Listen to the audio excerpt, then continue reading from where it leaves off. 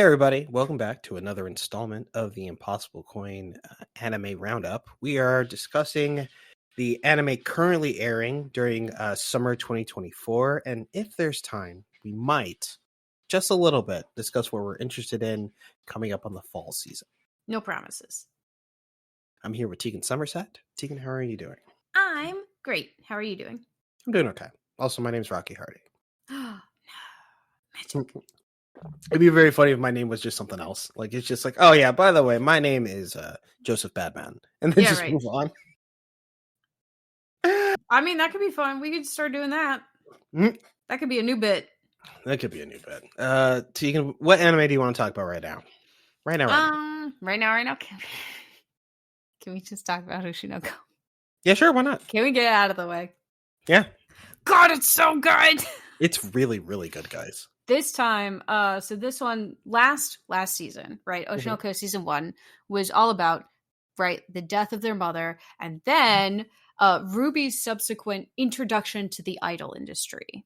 And then we got a little bit of like Aqua starting down this path into acting again, right? This season so far, we're 8 episodes into season 2, and it's been all about Aqua's acting career as it's starting to take off, and like the different acting styles that there are, and how different people get into character and all that stuff.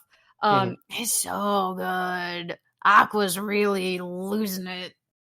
Affectionate, positive. Well, it turns out, like, while a lot of people are getting into this 2.5D play that they're all in, which is loosely based on Demon Slayer, I'm pretty sure. Yeah. Yeah, it's super Demon Slayer. What's it called? The various characters, like, you know, have their own ways of getting into character, and they're all very talented, except for this one guy who knows he sucks, but he like leans into it. I think that was also a precursor to what happens with Aqua, to be honest. So I'll talk about him for a little bit. There's a character that was actually also in the first season that acted alongside Aqua in the little TV drama that they were in, and he wasn't good, you know, and he feels really bad about it. Yeah, because he should feel bad about it. He was bad, and so like in his effort to try to get better, instead of trying to, you know, learn the foundations of acting in the couple of weeks that they're getting ready for the show, he decides to lean into the emotional arc of the character that he's playing and pull that emotion out of him and use it to better portray the character. It works to great success. He's a standout in that moment, even to the people that would say that he sucks to his face. And they have told him he sucks to his face. To his face. And Aqua later on in the season is also trying to find a way that to push himself to the next level. Like, he has good instincts in the idea that he knows how a scene like mechanically functions and tries to fit into that space, but he's not good at emotional acting, right? And it's very clear to us as a viewer who's been watching like the first season or so that the reason he's not a good emotional actor is because he doesn't act emotionally. Mostly because, one, he was a grown ass man put into the body of a child, but also because he has this incredible traumatic experience that he hasn't completely worked through, and so he doesn't want to use one emotion, and end up tripping another. But this time he decides to lean into it. He decides to lean into the despair that he feels in his inability to protect Ai in the moment when she was killed, or do anything about her wound or anything like that. But also, he was a child. I mean, a man inside of a child's body. He was a man inside of a child's body, and also he was a doctor. Like, he was literally like a cancer doctor. He should know a little bit. Just a little bit. And but because he was a child, he was completely overwhelmed by his emotions. And he couldn't do shit. Yeah, I guess there's also that's the point. That he was also overwhelmed that it was Ai that was being injured, and like he was just so in shock that he couldn't do anything. Didn't have a moment for his training to kick back in. But either way, exactly. The point is, there is a part of him which is largely the old 35-year-old fan that he used to be, that is content with him perpetually suffering with this despair and wants it to keep happening. It is also kind of like a light allegory for, like, say, like depression, or just like the angry voice in your head, I guess. But what he decides to do instead is that for this performance, because he needs to be able to compete and like help the people that are trying to shine on the stage shine even brighter, to lean into it, to really lean into the despair and pour it out of the character, just let it spill out of him. And he turns in a very, very haunting performance. It was very, very good. like he was feral, he was angry, he was Mm-hmm. sad, he was weak. And in the moment where like, you know, the story ends and like our girl isn't dead, quote, yet, he Yet. like weeps openly, and you could see that he was like deeply relieved about it. And like no one knew that he had that performance in him, but he pulled it out and it was really cool. Mm-hmm. Everybody Uh was surprised. Everybody mhm. liked it. Also, like in addition to just like to be like this anime about acting, which is also very thoughtful and considered, very carefully researched and like meaningfully portrayed, the production value on this show is fucking incredible. It Like really is. They're there's doing a such a good job. there's a deep understanding of color and like movement and light that Mm-hmm. is carefully like pieced together to put together these scenes that I don't know if anyone else is really doing right now. You know, like there's a show that's airing this season that has like a similar level of, I guess, like discipline, but like not fidelity. You know, Mm-hmm. and Yeah. that's something that we'll get to when we get to that. But Oshinoko is definitely in a class of its own right now, and there was a lot of pressure on the second season to really swing, especially because like the first season, you know, the first episode is effectively a movie.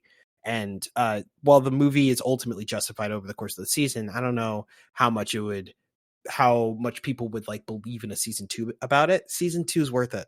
It's just where we're Mm-hmm. at. It's that good. Is that good? It's going to continue to be good. At this point, though, right? We haven't Mhm. read the manga. Mm-mm. We are not reading the manga. I don't even read manga. Yeah, neither of us believe that that um Akane? Oh yeah, yeah, blue haired Akane. girl. Yeah, they're Yeah, gonna fucking kill her. It's she's super not gonna sad. make it. She's not It gonna make it to the end of the show. It's 100%. She's not like gonna make it. they're just doing so many things that would like just be like there's a thing that happens, and maybe it's because we're both jaded, like, and that's entirely possible. I'd love to be jaded about this, Maybe actually. it's just because we know what's gonna happen. Maybe we're Well, just like smart. there's a lot of shows. There's a lot of shows that like happen behind the scenes where like they decide that we're going to kill off a character, we're going to get rid of them, and when they decide to get rid of the character, they basically, you know, there's largely two responses. Where like they get benched and we're just never going to see them again until Mhm. they die and then they're really gone, or they try to make them super comfortable, you know, like Mhm. they give the voice actor incredible lines, they draw all sorts of incredible stuff for them because like it's a fan favorite character, just make sure they get a really big like send off, and then Mhm. they A really die good and then we're all one. sad about it. But it's not like the time that we spent with them was like underserved. But Right. you know, if you don't know that's going to happen, right? If you're not in the inside of these rooms, when you see people get a lot of like what we call, I guess, preferential treatment, where they really try to make a character look really good, it's like something ticks in the back of your head in these types of stories. Where you're like, oh, they're going to do something to them. Like we are running out of time with this character, and that's why Mhm. they're treating them so well. What are they going to do to our girl? And we don't know what they're going to do to our girl. Worried. It We don't is. know we don't know if they're gonna do anything to our girl, right? Yeah, But, I'm like, so worried. she's too good. Mm-hmm. She's too good in the too pure for this world scenario, right? Yep. She exhibits star quality in the same way that I did. Like the Mm-hmm. same, and they very much describe it as like the same. She understands, she does these deep psychological dives into these characters. So she doesn't just like get these characters, she knows these characters and she Mm-hmm. understands exactly why they're thinking the way they're thinking, what they're doing the way they're doing. Like she's cracked the code that fucking Aqua has post traumatic stress disorder and it's inhibiting his acting because she just thought a bit about what she knows of his childhood and his Mm-hmm. obsession with eyes specifically. And she Mm-hmm. just goes, oh, I get it. I fucking get it, actually. Like, I know what happened. And she does know what happened. And that's the thing, right? And she'll never admit she knows what happened because she can't prove it, right? But Mm. she knows what happened. And like, she's too good at acting. She's too good at acting. Someone's gonna There, get obsessed, and someone's gonna offer, and it's gonna be so dangerous and so scary.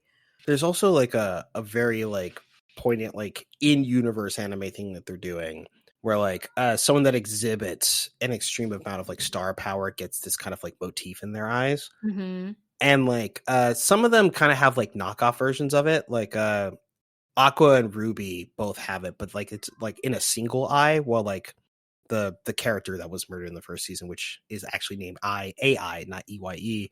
Yeah. Had it in I like Love. I Like Love, yes. Like her name is Love. And Anyway. it was like she had it in both eyes, and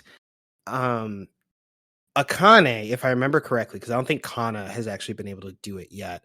Akane is the only person that has actually manifested like the full star power, like the the complete continents of it in both eyes, and like no one's supposed to be able to do that. That's not a thing that like happens apparently, and like this is the type of thing. It's like, oh, what happened to the last person that had this? Oh, that's right, a fan stabbed her in her home. Ooh, what Yeah, was going to happen to Akane? Stalked her and stabbed her in her home. Mm-hmm.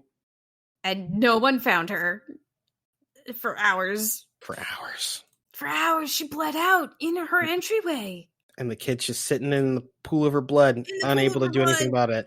Yeah. God. Suffering. Anyway. So, we're cautious. We're afraid. I think healthfully so. Yeah. Like, I would much rather be afraid and then have nothing to be afraid about than to, like, be chill about it and then just be surprised by her sudden and unexpected death. Yeah, no, exactly. I feel like if they kill her, we'll just be like, yep, that's what happens. But if they don't kill her, we will at the same time be like, thank fucking God. Yeah. I am fully convinced that this is the better side of the equation. Yeah. Because I know sometimes they do stuff and you're just like, well, duh. Yeah. Yeah, it just happens. Whatever. Of course she's going to die. But this way it's like, please let me be wrong. Let me be wrong about everything they have set up, please. God, if you're gonna give me one thing, give me this, Yeah, I hear that. Fuck. I'm gonna talk a little bit about One Piece. Yeah. One Piece. Talk a lot about One Piece. We saw a lot of One Piece. One Piece has been doing some stuff lately, but it's all set up. It's not. We don't have a new Gear 5 moment yet. I think the next Gear 5 moment is going to be Luffy versus Kizaru, which is a fight that I've been looking forward to for a while. But we did have Luffy versus Lucci, but that was kind of a rematch. And Lucci, while definitely has gotten better over the period of time that they haven't fought, like 2 years or so, Luffy has gotten way better, which is why he's an emperor. And so they kind of got smoked. And there was a bit of stuff that was happening on Egghead Island. One of the Eggheads, there's a Professor Egghead who's been like kind of whispered about throughout the series. He's where all their like advanced military tech comes from. Wait, not Professor Egghead. That's not his name. Professor Vegapunk. That's his name. And there are apparently on the island that he has, which is called Egghead Island, which is where he does most of his experimentation. He has like a community of scientists that also live there. He has split his consciousness into 7 different bodies that are all focused on different parts of research, except for one who just kind of handles all their bodily functions. All of their very smart, so intelligent. And what happens is that they are attacked by a government organization, CP0, who are there to assassinate Vegapunk. And that throws the island into chaos, but also it looks like they're being betrayed from the inside.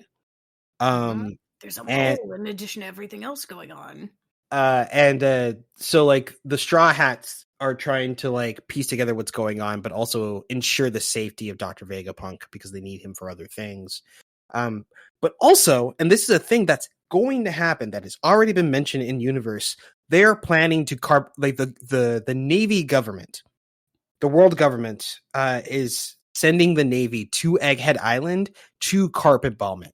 In the universe is called something like a Buster Call. They summon like 20, 30 like admiral level ships to basically surround an island and then just repeatedly like bomb it until it's nothing, until it's no longer an island and there's no one that's on it. So whoever in the world government has made that call, that is a thing that is getting ready to happen. In addition, we found that a king from a much earlier part of the story, who's like Vivi's father, has been murdered at basically like the UN summit at the world government headquarters, Mary Joie. And in addition, the number 2 of the Revolutionary Army and sworn brother to Luffy, Sabo, has been pinned for that murder, has also escaped the clutches of the world government, and witnessed one of the government's new weapons, which is able to destroy an island from orbit with lasers, which is lasers, which is probably Pluton, which is one of the 3 like world-ending weapons that have been like talked about throughout the series. Pluton seems to be some sort of weapon, and for a while it was thought to be a ship, and I still think it's a ship, but I also think it's the moon, and I think that's what we're getting at with that. Wait, hang on. I'm sorry. This ship is the moon? Yes, I think that I think Pluton is a ship that is effectively an artificial moon that hangs in the sky that can fire lasers onto the planet below. I hate this. Yeah, right. Hey, that's fucked up. What the hell, government? Yeah. I think that's been around. Oh, like Pluton's been around for a while. Like, I think the only people that can actually confirm it are Frankie, because he's seen the blueprints for Pluton, so he would know what it looks like and how it works. And for less clear reasons, Anel, because Anel is a major villain from a previous arc who hasn't, quote, died, but we haven't seen it like literally 20 years of anime. But the last that we saw of him, which was in the manga, a couple like just like preview panels of something, is that he's been on the moon, and I think that's where he's been this whole time. Also, Anel is a very particular threat, even though he wasn't a huge one at the time, because he actually ate like the lightning fruit, which should smoke most people in this ocean-based world, and the only reason he lost to Luffy is because Luffy's made of rubber. Allegedly. He's made out of God, though, right? Yeah, I guess. Yeah, right. Like he's made out of the God Son or whatever. He can do whatever he wants. Yeah, it turns out he's actually made of the sun. So God, he's just got like Toon Force. Like he's made of whatever Bugs Bunny's made of. Yeah, you know? checkmate, atheists. But yeah, like a lot of stuff is happening in One Piece, but like I gotta say, like week to week, it's definitely a little slow. It's the type of thing that if I had a bunch of episodes to watch through at once, I'd burn through them really quickly. Like they're not my favorite episodes, but they're definitely like laying the blocks in the way that like One Piece does, in order to build like a wall that will like explode in like a later act. And I have no doubt in my mind that all these things will connect. Like one of the things that blew up a few months ago with manga readers was the full like understanding of Bartholomew Tyrant Kuma's backstory, because there are a lot of missing spaces there for sure. Like, why did he submit his body to the world government for experimentation? What is his true relationship with the Revolutionary Army? Why did he abandon Bonnie, even though she was a daughter that he clearly had out in the world? What led Bonnie to become a pirate in the first place? These are all sorts of questions that we don't have answers to that the manga readers do. And I look forward to see how that plays out. Also, another question about Bartholomew Kuma. Why is he obsessed with returning to Marijois after being rescued by the Revolutionary Army? Because that's the first thing he did. Like, once he regained consciousness, he literally left them and then went back to Marijois, and he's trying to scale like the giant red wall, which is interesting. But I guess we'll see what that is. And apparently the answer is tragic, but who knows? He's like being like a weird robot thing now, right? Yes. Like he's not in control of his own actions. He's just going. Right, that's true. It's probably some sort of programming that also Vegapunk knows about for sure, that he is sworn to secrecy about. So, big secret, I guess. We'll see what happens. Medium-sized secret. We just don't get to know it right now. Yeah, that's true. It's not like what is Luffy's actual devil fruit, which is a secret. Oh, you know what the real like capital S secret that's hanging out? Whatever Luffy's dream actually is. Yeah. He's been screaming, I'm going to be king of the pirates for like 25 years, and apparently 1, that's not his dream, and 2 is only a stepping stone to whatever his dream actually is, which is crazy to me.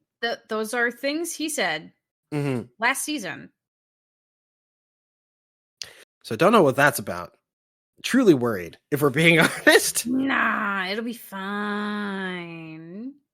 I'm sure nothing bad will ever happen. Oh my god. I like and there's all sorts of insane, like fucking Blackbeard won against Law, which isn't like impossible, but like also like they did that scene where like where the kid pirates got smoked by Shanks solo, Mhm. basically just to give Shanks some more feats, I guess, which is cool because he hasn't done a lot in 25 years, but he's definitely one of the strongest pirates on the sea, apparently. Also, Kid is probably alive. I'm pretty sure, and that's just because of the OP. Because like of all the people that they show that are kind of like slumped over Mhm. in their fights, they're all people who lost their fights and survived, and Kid is definitely there. So Yeah. Kid is alive somewhere. But like he did get one shot by Shanks, and it wasn't close. Like it was like, holy shit, you guys lose. We also got a bit of insight into the Shanks pirates because, like, the Yonko, who are supposed to be like warlords of the sea, are pirates with enough notoriety that, pirates with enough power and notoriety that fighting them directly would cripple the navy. Mhm. Um, Shanks is named as one of those, and he has been for a long time. It's very interesting to know that the pirates that fly with Shanks's flag are all like essentially weak. Like they're not a strong organization, but the difference between them and like Shanks and his crew's power rivals that of everyone else. Like Big Mom literally has like a giant multicultural nation with dozens of like devil fruit powered kids, and they're in the same and also Kaido, who was noted to be like the strongest creature on the planet, at the very least, maybe the most durable, who had an army of like 10,000 pirates on his side, and like not a thousand of them are unique devil fruit users.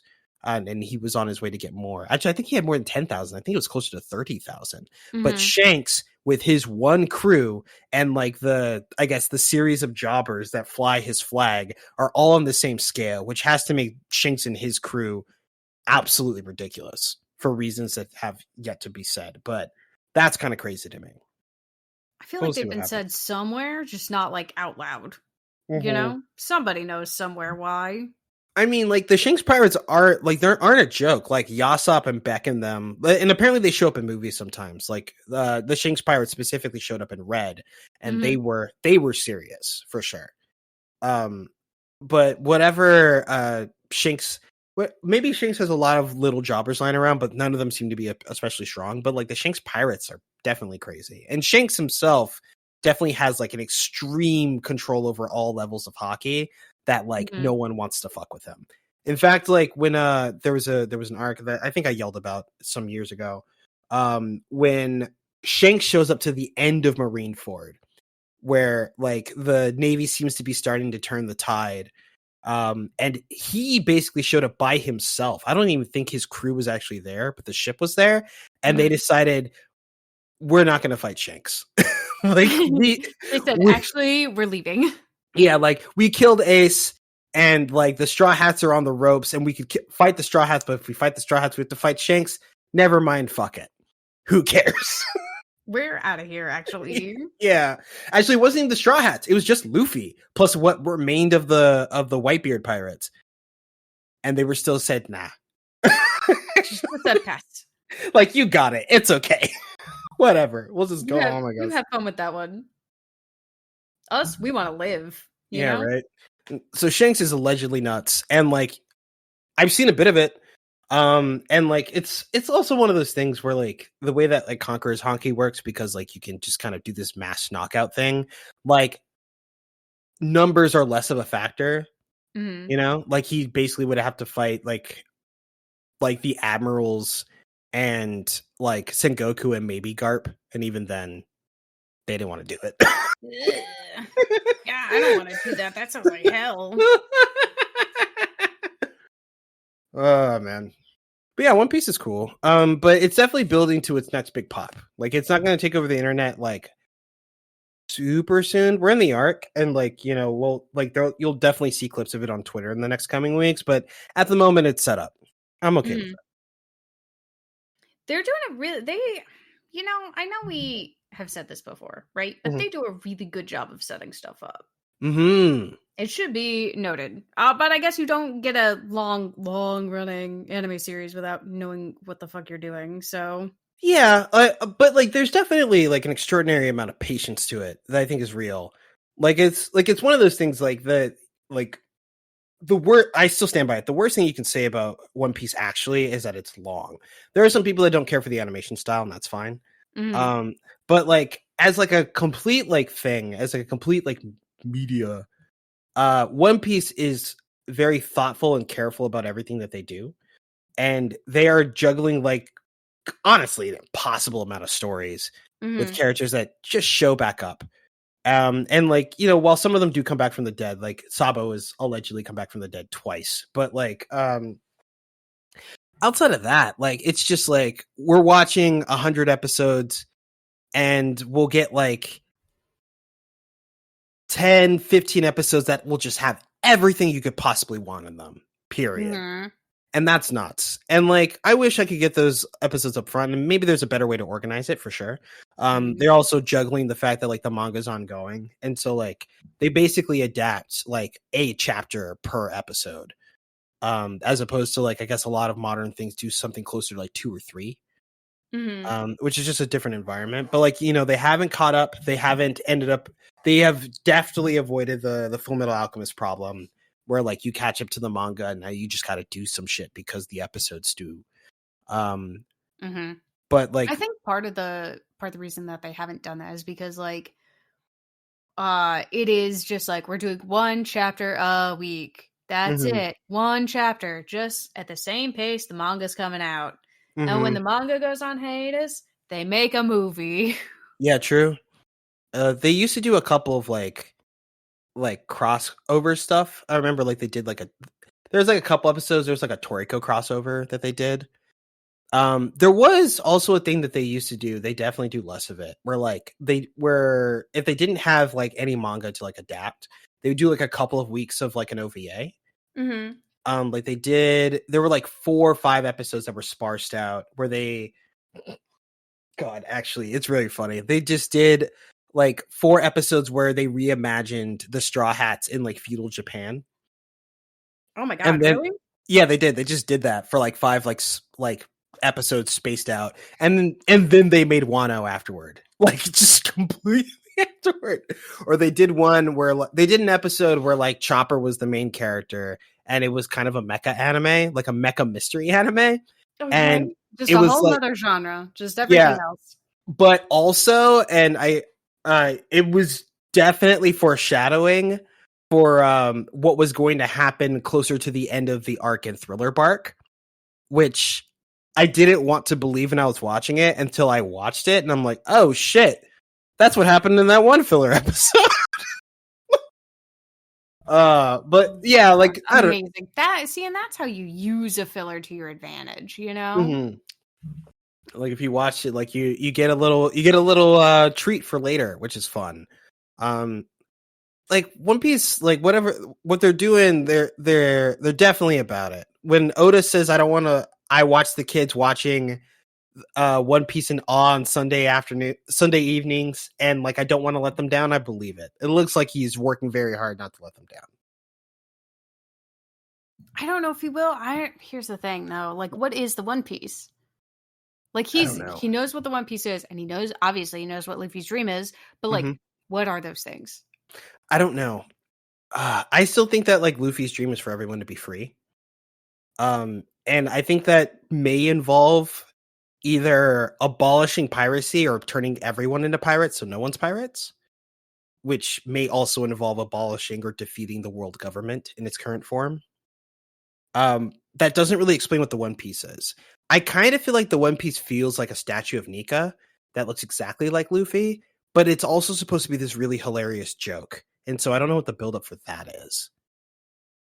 And there's things about like this mythos of It's a Joy hang Boy. on. It's a joke to who? Apparently when Gold Roger and his crew saw the One Piece, all they did was like laugh like incessantly, like nonstop. And to the point where they named the island that they found the One Piece on Laugh Tale. Oh. Yeah.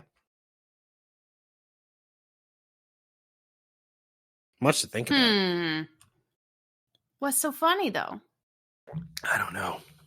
I don't get it. Also, apparently Joy Boy, and this is a little bit of like tidbits from the manga. Joy Boy is a pirate captain that both emulates and like predates both Gold Roger and Luffy. Like if Luffy's being looked at as like the second coming of Roger, like he's also like the third coming of Joy Boy. And there have been implications that there are older characters throughout the universe that we've already met that were part of Joy Boy's crew. Like Nate or Nolan, who we didn't actually meet. We met his descendant. Was a botanist that traveled the world. That was also a gifted explorer. I've mentioned him on this show before because he was the subject of propaganda because he basically scorned a king because he caused him to waste resources looking for a golden city that they ultimately weren't able to find. That later became like Sky Island and whatnot. But that is implied. It turns out that guy was a part of Joy Boy's crew, like hundreds of years past, that maybe even inspired Roger to take the journey that he ultimately went on, which also went on to inspire Luffy. You know, like older generation inspire new ones, but I'm not entirely sure. I'll see it when it comes out. Too much happens in One Piece. One Piece, something is always happening. I promise you, there's something going on in One Piece. I don't know if it's cool yet, but it's happening. That's for sure. It's probably going to be cool, though. I bet it'll be cool. I just worry there are going to be people who are like profoundly disappointed, you know? You know that sometimes that happens. Like, I feel like the best defense thing about that is being open to the story. Because like I feel like the kinds of people that would end up being profoundly disappointed are the people who are like trying to like solve the puzzle before it comes out. And what I'm choosing to do, at least in this case, instead of trying to actually figure out the real answer, even though I have a couple of ideas for sure, is just trust Oda to make them fit together. Because he has beforehand. Like I haven't watched a single arc where like the pieces didn't really fit together. And like God, like there are missing pieces that I always have to consider. Like that's another thing about One Piece. It's not just that like the only people I have to worry about are the people that are on screen this week, which make this puzzle working especially difficult because there are all sorts of floating characters that like could mean stuff. Like Buggy and Droggy or Groggy, I think, who are like the two giants that Usopp befriended, who are from Elbaf, who are now back on Elbaf, who are also apparently cool with Shanks. So like they obviously have further implications in the story. Or even Momonosuke's mother, who is a woman that ate the time fruit, who allegedly died in her estate when they burned it down. But what if she didn't die? What if she did another time jump? Like she found it, like they imply that she wasn't able to do that anymore, or that she had found happiness in the life that she had, that she didn't want to time jump anymore. But with her husband dead and her like home scattered, literally burning around her, why wouldn't she time jump? What if she jumped into the future somehow afterward and now she's here? Or what if she's further ahead in the future, like after, I don't know, another year time skip when like the story's supposed to end and she's crazy important? I don't know. And like Oda could do that stuff. And these are just the things that I remember. Like half the time he just pulls out a character from 200 episodes ago that I straight up forgot about. And like they're just gonna come back, they're just gonna do stuff. I just recently heard in the manga that one fucking guy who was he was actually in the One Piece live action. He like ran like the Black Cat Pirates, and he has like giant like Wolverine claws to the point where he has to put up his glasses with his wrist. He's back in the manga. No. Yeah, like he just hasn't been around for 22 years, and it's just like, oh yeah, this guy, he's back. You forgot about him. That's crazy. He was at the beginning of the thing. He was just in the live action, and you're like, yeah, he's back. Like we're doing stuff. Back, and actually, he's very important. It turns out he was also. This is the thing that, like, I feel like people don't understand about storytelling, right? Is that like we are watching one character essentially, right? We're watching Luffy and like whatever his crew's doing, right? But like the world is continuing to turn around them. Yeah. Stuff still happens. And I feel like One Piece is an excellent study on stuff keeps happening no matter what your protagonists are doing. And like Right. so many manga and anime and like TTRPGs and video games, like just forget that that's a thing, Mm-hmm. you know? Yeah. And like, it's not like they do it for no reason. And I'm not here to defend them, but like, I do think there is something lost there when you make one thing the center of everything at the expense of all others. And like, Mm. I feel like One Piece is doing a very good job of like creating an incredibly large world that we have to remember that we're not the center of. And I think that's really, really cool. But, it takes a while. It's long. Yeah. Whatever. What Yeah. else you got? I'm glad he's got the space to do it. I hope he finishes before he dies. Yeah, right. Apparently, well, like that's another thing. Apparently, what he wants the ending of the show to be, the ending of the story to be, has already been documented. It's been documented for years. And we know that because there was a Make a Wish kid who made a wish that he get the ending of One Piece, Mm-hmm. and they flew Oda out, and like he talked to them about how the One Piece was supposed to end, and the kid was satisfied or whatever. So we know at the very least that there's some sort of satisfying ending for One Piece that exists, and it has been for at least like 5 years. Oh, good. Okay. Well, at least there's that. Mm-hmm. Jesus. Yeah, right. Okay. Teeks, how big do we want to go with this next anime? Do we want to throw away, or we want to lean into something? Let's lean into something. Why not? Okay. Let's talk about. Oh, I gotta get this translation here because I don't want to do this in Japanese. The Elusive Samurai. There we go. Let's talk about the Oh, Elusive Samurai. yeah. The Elusive Samurai are genuinely great. Mm-hmm. What a good time. There's a lot of really good ideas here. Like it is a period piece, right? But like it's anachronistic in its own ways, which is very fun. It follows the story of Tokiyuki Hojo, who was a young noble whose family was massacred in a change of power in Japan. And he's on a journey to gather allies and skills in order to retake the country. The reason this is fun for me, I think this is fun for other people for a similar way, but the reason this is fun for me is like, regardless of whether you know it or not, like you are aware of the legacy of the Hojo clan. Mm-hmm. You're aware of the legacy of the Hojo clan because you know what the Triforce is. That's the Hojo symbol. Yeah, it is. Like confirmed literally, you know what the Triforce is? That's the symbol of the Hojo clan. Right there. The 3 triangles. That's it. Mm-hmm. Done. It's just fun seeing these like little pieces of like actual Japanese history like playing out in these period dramas where they're also doing very silly things. Yeah. Very silly things. They're definitely like very open to like clowning on like the villains of the story. Like there's a character that's apparently supposed to have like really great hearing that just has comically huge ears. There's a character who's allegedly like an incredible archer and has great because of their great eyesight, and so every time they animate them on screen, like their eyes are like bulging out of their head, and like even like emoting in ways that like a living thing would be. Like his eyes will bounce when he talks, or like seem to rub it themselves on things when they're trying to poke people. It's very silly.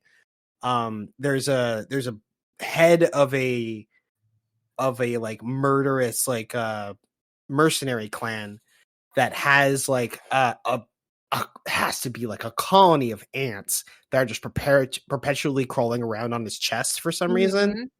And there's and they're all very, very silly and ridiculous. So creepy. It's so creepy. There's that guy who has really good hearing, so he's got like really big ears, but also they make him look like a mouse. Like his face looks like a mouse. You know? Yeah.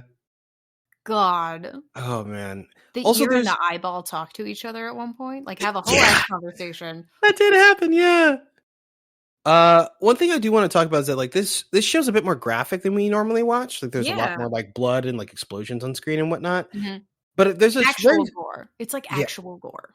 Yeah, but there's like a very like interesting tone they take about it. Like when someone's like becoming like very like the let's say like the big bad, for example, whose name I'm spacing on right now, actually. But the big bad who's like a warrior who's like led the attack on like the current regime.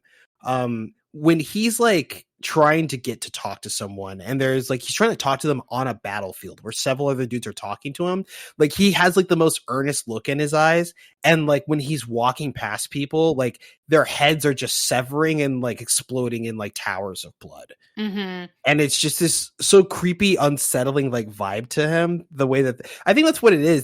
They are taking special care to make the villains like silly but unsettling. Mm-hmm. Yeah. And I think you're and uh by contrast, like a lot of the protagonists, which are children in this case, not teens or anything, but definitely children for like. And I think it's more about the period piece than like maybe who they're selling it to, but we'll have to see about mm-hmm. that. They are like when they're in fights and stuff, like when they're actually engrossed in combat, like they are like enjoying themselves, like elated to Mm-hmm. be there, which is like definitely a huge contrast through some of the things that we've seen where like there are people who are like fighting and they like it too much and it's like spooky. Mm-hmm. Like these are people who definitely like fighting too much, but they are having so much fun and it would feel weird to take it from them. Do you know what I mean? Mm-hmm. Like it's a totally Yeah. different spirit to like the way that these like characters interact in combat, which is very interesting. Like, you don't see a lot of it. Tokiyuki's main like ability is running away. That's like what Mm-hmm. he does, which is very contrary to like how a lot of like regular anime protagonists are, I feel like, Mm-hmm. Yeah. Yeah. like his whole thing is like he is elusive. So like when he is successfully dodging like a number of attacks in a row, he just gets so giddy. His face gets all flush, like sunshine comes out from behind him, and he's just having a blast. He could die literally at any moment. This I needs think to be very clear. He could die very easily. And yet, actually, like, he's having a great time. You know? yeah, like but like the whole like threat of death thing is also like really important in this like Mm-hmm. cocktail of his. Like there is an episode where he's facing down against like the archer guy, the guy with the bulging eyes and everything. Mm-hmm. And they're in a competition where like they need to like shoot targets. Like they're like dogs, I think, that like are trained for this or something. Yeah, and they have like there's the arrows that they're using are like wrapped in like balls of dye, as like essentially paintballs but on arrows. Mm-hmm. So you can see where the dogs were hit, kind of thing. And what's it called? But you can also like shoot like your opponent. Obviously, it'd be more difficult. Like Mm-hmm. just shooting an opponent that's expecting you to shoot at them or whatever. Yeah, and you're And doing this like on horseback. the pro tag like is kind of like doing his thing or whatever, and he's like trying to focus, but then he gets like hit like in the head, and there's like blood coming out of his head, and he is just elated, where he's just like, "Oh my god, I can actually die! This is amazing!" And Yeah, like he like really leans into it. It's very interesting to watch. I'm having a very good time with it. it's a very good time. It's a very good time. Mhm. And it has like there's definitely like silly gag moments, mostly around this priest that is like sheltering Tokiyuki essentially, Oh yeah, who can see into the future.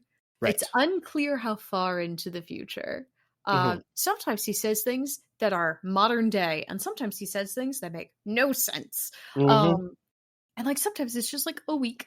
But every time he's seeing into the future, he is very silly about it. And that like helps break up some of this like, oh no, like you could die at any moment, actually. For real, for real, for real. Death is inevitable and it's coming for you.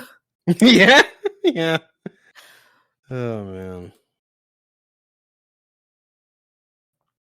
God, what a good show. it's a good show. It's a good Honestly, show, and it's being handled really well. And like I want to say the color, it's more saturated than I think most anime airing right now are. saturate's the right word. Yeah. You know? There's like it kind of has like a matte feeling to it. Like it's Mm-hmm. like the colors are like definitely deeper, but they're really flat. They're not like as like like Shiny. It doesn't luminous. Yeah. it doesn't feel plasticky. True. Yeah, yeah, yeah. It feels like you're looking at like a canvas. Mm-hmm.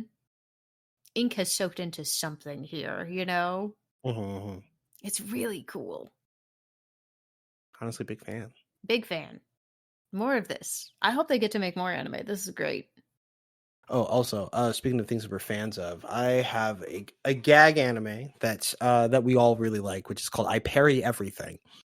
Um, No, and this is not a gag anime. It's super serious. I've yeah, never sure. seen a more serious anime in my entire life. Oh my god. So like I Parry Everything is the story of this one kid. It starts off as a kid. Honestly, he's a big kid to me. But there's this young kid whose origins are kind of unclear. You know, he had parents for sure, and they both died. But he also seemed to be living in this cottage that's also protected by some sort of weird magical dome. We don't know what that's about yet, but we will find out soon, I I assume. don't think we're ever gonna find out about that. I think that's just it just exists. I feel like it's going to be an episode 12 thing. Like Oh yeah, probably. I feel that in my bones. But anyways, what's going on is this kid Nor, who had a relatively normal childhood in this sheltered place, had both of his parents pass away, and he had to fend for himself. And after his parents passed, he remembered the stories that they used to tell him, um, about adventurers and how he always wanted to be one. So he one day leaves the comfort of the dome that he's in for some reason, and then goes to the nearest town and tries to sign up to be an adventurer. They don't let him because he's a child and he has no skills. So they tell him to go to this academy to go get some skills, and they would try to figure out what skills he has and try to point him in the direction of what he needs to know. Right. And he spent some time there. Uh, Honestly, about a year and a half all told, trying to spec into what we would recognize as like a fantasy class. Like he tries to be a swordsman at first, but he doesn't manifest an ability, so they don't let him. It's not that they don't let him; they just suggest that he tries something else. And so then he tries to join like a warrior clan, so he could try to be what we would consider like a frontliner or a tank. But he doesn't seem to have a special aptitude for that either. Um, and I guess it's important to note here that every time he goes to one of these things, he like seems to grasp like one concept, and then like they tell him that he doesn't seem to have a lot of potential, and to try the next thing. And then he goes to like the Magic Guild, and he learns how to make a small flame, but he doesn't seem to be able to do anything else. He goes to like the Thieves Guild, and turns out he's not that sneaky, so they let him move on. He tries to join the Hunters, or like like your kind of like ranger woodsman sort of thing, and he doesn't seem to have the aptitude for dex weapons. He keeps smashing them. And then they take him he tries to go to cleric school, and like while he seems to be able to bless himself or use like healing magic without a specific blessing, he doesn't seem to have any special aptitude, so they all kind of pass him along. Ultimately he leaves. He returns to his weird magical dome, and he spends the next 10 years practicing all the things that he was able to pick up. The thing that he was best at was learning how to parry. And then afterward, he spends about 10 years getting better, and then he returns to the guild, and he shows him his list of skills, and they are not impressive. He can make a single flame. He can parry. Although his parry skill is like kind of insane. Apparently he can parry 1,000 swords at once, whatever He that also means. has like he has a physical enhancement ability and a durability skill or like a dex skill or something, and Something. like Yeah. a minor heal, Mm-hmm. like a level Yeah. 1 heal. Right. But like remember, he only practiced these things. Right. Like every day for like 10 years. Yeah. And they looked at his like resume. They didn't ask him to like demonstrate any of his skills, and they did not feel like in good conscience that he could actually like do anything as an adventurer. But there is like a secret lesser known adventurer tier, which is like the lowest thing where you're just able to do like household chores. And he was excited to be granted that privilege because it meant that he could be an adventurer and he could help people. That's all he wanted to do in the first place. And then, So he does. He like cleans gutters and goes grocery shopping and carries an old woman up a hill and like, dumb yeah. shit. Yeah. And one day when he's like doing some sort of field job, he happens across a situation where like a princess, he doesn't know she's a princess at the moment because of course how could he, is being attacked by a minotaur. And the princess has like a full like retinue of guards, and they all get smoked, but he's able to pick up one of their swords and parry the minotaur for some reason because his parry skill is that good. His parry skill parries an attack. It is not specific as to what kind of it. It just if it's an attack and he can see it, he can parry it. Apparently, pretty much. Apparently, that's what it is. And the show kind of goes on like that. It's also funny that like he doesn't recognize the Minotaur as a Minotaur. He thinks it's just a cow. A big cow. And so the show itself, it's the episode title was actually called "I Parry a Cow," and it's very much like that. Like he does this inexplicable thing, and no one knows why he's able to do it, and he barely understands why. But he's just like, "Huh, I guess this is just how the world is." Like, and so like Nor is basically an unkillable himbo traveling through this fantasy world, picking up friends along the way. That's pretty much what it is. I'm just going to read a couple episode titles so you can get the vibe of what we're dealing with here. The pilot itself was called I Parry a Cow, followed by I Parry a Reward, where the king tries to reward him for his bravery, and he is trying to not accept it.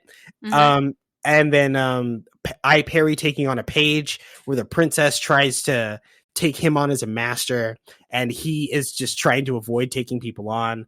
I Parry a Goblin, where he's actually fighting like a 12-foot tall, not 12, if what, it's maybe like 20 feet tall. What do you think, TK? Yeah, it was big. It was it was 2 stories at least, you know, it was huge. Imagine a 20-foot tall muscular goblin, like a goblin but it was like in Baki, but like he had to fight that and he parried it and he won. And he also thinks that's just what goblins are because he hasn't been an adventurer before. And he like sits there and he's like, it's just a goblin. And she's like, oh my God, he's right. It is just a goblin. Martin is so smart and so brave and so cool. And we're just here like, no, he's fucking dumb. What are you talking about? He's stupid. Man. Yeah. And then we had I Parry a Frog, which is an episode where he actually finds this like it's more like a Chameleos from Monster Hunter, but it's a giant like poison spitting like version like frog amphibian thing, and he parries that. He also gets poisoned like to near death, and then he has in his backstory with like, yeah, when I was a kid I used to poison myself all the time and I had to heal myself through it. Yeah, I just did it. I figured it out. I got better. But did you die energy from this man? Yeah, actually, honestly, truly. I'm trying to look at the other titles that we had here. There was also I'm looking, God, okay, here it is. We also had I Parry Deadly Poison. Sorry, I Parry a Frog, then I Parry Deadly Poison. I Parry the Dead Man, which is just a character named Dead Man. We also had the last 2 episodes, which you're not going to believe, which is I Parry a Dragon, and then I Parry an Army. Looking forward to what he parries next. It's always a great time. Somewhere along the line, he got this weird indestructible sword, which seems to be powering a lot of the feats that he's able to do. No one knows what's up with this sword. It barely matters. We're having fun. Go parry some shit. The kingdom doesn't even know what the fuck is up with this sword. They were just like, yeah, you want this cool magic sword as like a reward? And he was like, fine, I guess. Like, if you have to give me something, I guess I'll take that sword. It's very funny because they give him the sword and he starts swinging it with one arm, and like the king of the kingdom, who's like a largely renowned warrior, still needs 2 hands to swing it, and he's just like, oh, you can swing it with one arm? That's crazy. And then like the last episode where he saves the kingdom with that sword, he's just kind of sitting there like, man, giving that weird dude this sword was the best decision I ever made. Like, it's so good. Yeah, I'm so smart, actually. I am the best king in the world. Ha ha ha. Take that, atheist. Like, it's so stupid. It's so stupid, but it's really, really fun. Oh my God. But yeah. It's also in High Dive. Like, honestly, we might just be pitching people on High Dive. High Dive was definitely a great decision for the Impossible Coin podcast. Maybe it could be a good one for you. It turns out High Dive has a number of things that were actually very good. Yeah, right? Oh, God. Teagues, you want to take the next one? You want to pull something out? Yeah. Okay, so Nier Automata is back. Yeah, it's back. We are in. So, like at the end of the first season, right? We finished ending A. Right. And so you know what that means, gamers. Time for ending B and C, baby. Everyone is having a miserable time except me. I think it's fucking elated, actually. I'm just like, wow, look at it. 9S, he's really going through it. Look at that boy. He's screaming, he's crying, he's throwing up, he's pissed off, he's yelling at people. And then like A2 is, or A Yeah, A2 is here A2. also, and she's learning about emotions and friendship Mhm. with robots. Wow, they're at the point where they're having reversed character development journeys right now, Mm-hmm. which I really like. I think it's really cool. Nobody else is having a good time. I mean, everyone's having a good time, but like, no one's having a good time like I am. Tegan is having the best time. It's me and the fan fiction writers, and that's it. We're just like, make him cry again. Do it. Yeah, He deserves to feel an emotion. He does. like we mentioned the last anime episode. The Nier Automata is also a Square Enix joint. Mm-hmm. And They're they doing a just great seem, job. yeah, they have a really good studio. Turns out, Square Enix Anime. Like, let's keep They're an eye out for it. killing it. They're killing it. I can't wait to. I would take. You know what? We could do some other Square Enix anime. What else could we do? I want the Final Fantasy VI anime since they're not going to do the Final Fantasy VI like 4K remake that we deserve. Okay. Like I Final Fantasy VI still feels like the best Final Fantasy to me. I think it's still leagues above everything else. It's so wild. They could put the whole opera in the Final Fantasy VI anime. They could. They could, and they Um, would. yeah, man. God damn it. Could we Ultra do a should be there. Monster Hunter anime? I'm down. We So could. like the thing is, okay, so like that is Capcom, and they do their own thing. And the weird thing is, there are a couple of animated series for like Monster Hunter. I appreciate them, but I don't like them. They do a lot of wonky like 3D animation or like mixed 3D animation, Mm. which is also coming into vogue, but like it's not great. I don't enjoy looking at it. One of the things I actually dropped this season, Akaneko, um, is a story about a young girl who ends up working at a ramen shop that's entirely run by cats that uses a shit ton of 3D animation. I think if I remember correctly, the cats aren't actually 3D animated. It's just the girl, which is Oh, weird. that is a choice. It doesn't look right. And it's like there are some things that use 3D animation and it's clearly like to like cut costs and stuff. Like Blue Lock, for example, used like some 3D animation for some like frames where they just needed characters running around and like but didn't really do anything to like inform the story. Like they weren't going to use like the big splash art with like 3D animation. They'd never Right. do that. Yeah. But like if there's just like some filler frames where like, oh, these characters are running towards a ball, like we just animate them 3D for like a couple of seconds and then we move on. Yeah. Like that, Nobody's mad about it. but like I have yet to see any 3D animation that I would willingly sell to anyone. And like the Monster Hunter series that have come about, let me see if I can find their names real quick. But I know there was one that followed the Ace Hunter, which is a character that was like popularized in World, but I think existed beforehand. Let me see. There is Monster Hunter Legends of the Guild, which is the thing that I think that's what I'm talking about.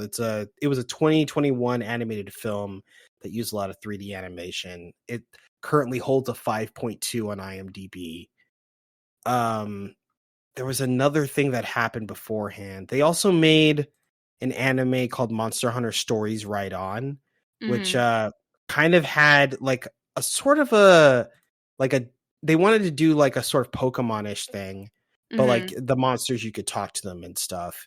And like it used some 3D animation. It seems like people liked it. It looks like it has a 4.2 on Crunchyroll, but you can't watch it right now. I don't know how that works, but and there was another like Monster Hunter thing that happened before the Netflix project that I'm completely spacing on. I'd have to look into it, but like I would need to explore a pitch on like new Monster Hunter stuff. But like the thing about Monster Hunter, for some reason, I think because they want to have this like visual fidelity sort of thing, but they keep using this like 3D animation with it, and it's just like I need them to sign paperwork beforehand that promises that they won't use 3D animation for it. Gotcha. You want a commitment to fully drawn shit.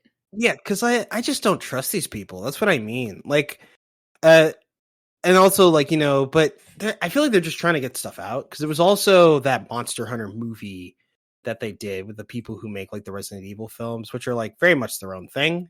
Mm-hmm. Like they're less like adaptations as far as like parallel works. I think.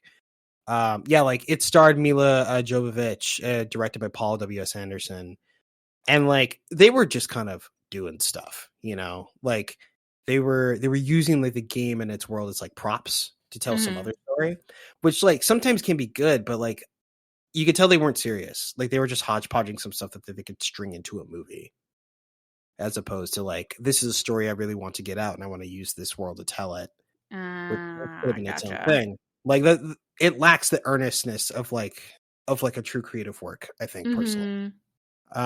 And like if they made money off of it, pay some bills, and like I'm not gonna fight them over it. Like you all can hold that, but I'm not gonna claim it. That's the thing. Right.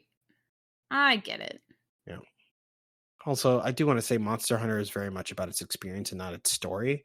But at the same time, anime is very good at like encapsulating experience and like delivering it that way. I think there are definitely ways to do it. I don't know if anyone else cares enough to do it yet.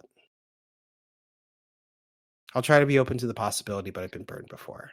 I mean, that's fair. You've been burned, Yeah. I don't think anyone's gonna fight you over it. Some people might, but I know that's not you, and that's fine. It won't be me. I'm not gonna fight you. I too have been burned. Us. I stare at the camera. But yeah, Nier Automata is still beautiful. Mwah. The story is still a little bit different. Everything's a little bit different. But remember, every version of Nier is canon. Everything that has 2B and 9S in it is completely canon. Oh yeah. I hate it here. So many things have happened. They've been so many places. It's all canon. Well, that's fun. It's gonna be so good. Oh, I can't wait for the end. It's gonna be so good. And then I'm just gonna be like, what's the third thing? Huh? Yoko Taro, what's the third thing you're doing? I know you got everybody, you got the gang back together. What you working on, huh? What you doing over there? Gonna make me cry again? Gonna make me feel things? I don't mind I don't actually mind like this Nier Automata being like like an ad for like a new game. I think that's fine. Mm-hmm. It can be an ad for whatever it wants. I'm eating it up. So good. The story, great. The voice acting, great. All the character stuff, also great. The perfect anime doesn't exist. 9S cries on camera for 10 minutes. Maybe it does. Maybe it does. Maybe it does. Huh? Oh he should suffer. He was being a little shithead. He was kind of a little shithead, that's for sure. He was being a little shithead, and then he fell in love. You know what? He fell in love with a girl who could never love him back. Tragedy. Sometimes it's like that. Sometimes it is like that. Hold on. I'm trying to see. Is there anything else? Is there anything else that we should collectively talk about? QA in Another World. And oh my god, I can't watch that show. Really? That's just what I do. That's just my job. All suffering included. That's just what I do. There's a bit with this, right? Because it's already an isekai. Right. But it's built in like what if a QA person was isekai into the game that they're working on. Right. And they're isekai very immediately,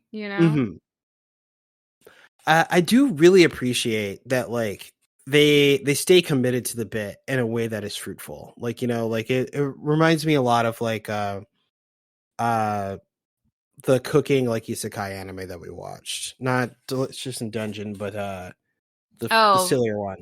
In a World with my OP cooking skill or whatever. Yeah, like that one. Yeah. Yeah. Like that one was like that one was popcorny. And QA is a little popcorny, to be honest.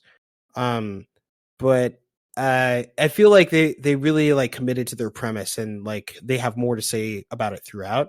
Where like I see a lot of these where like they either say the thing that they're going to say in like the first 2 episodes, and then they either like forget about it or like it barely matters. And I like that the QA part of this, like the specific problems that they'd run into being a QA person in a game that they're working on with coworkers that are also in the same space, is being handled very well. But they are, and we cannot emphasize this enough, trapped in the game.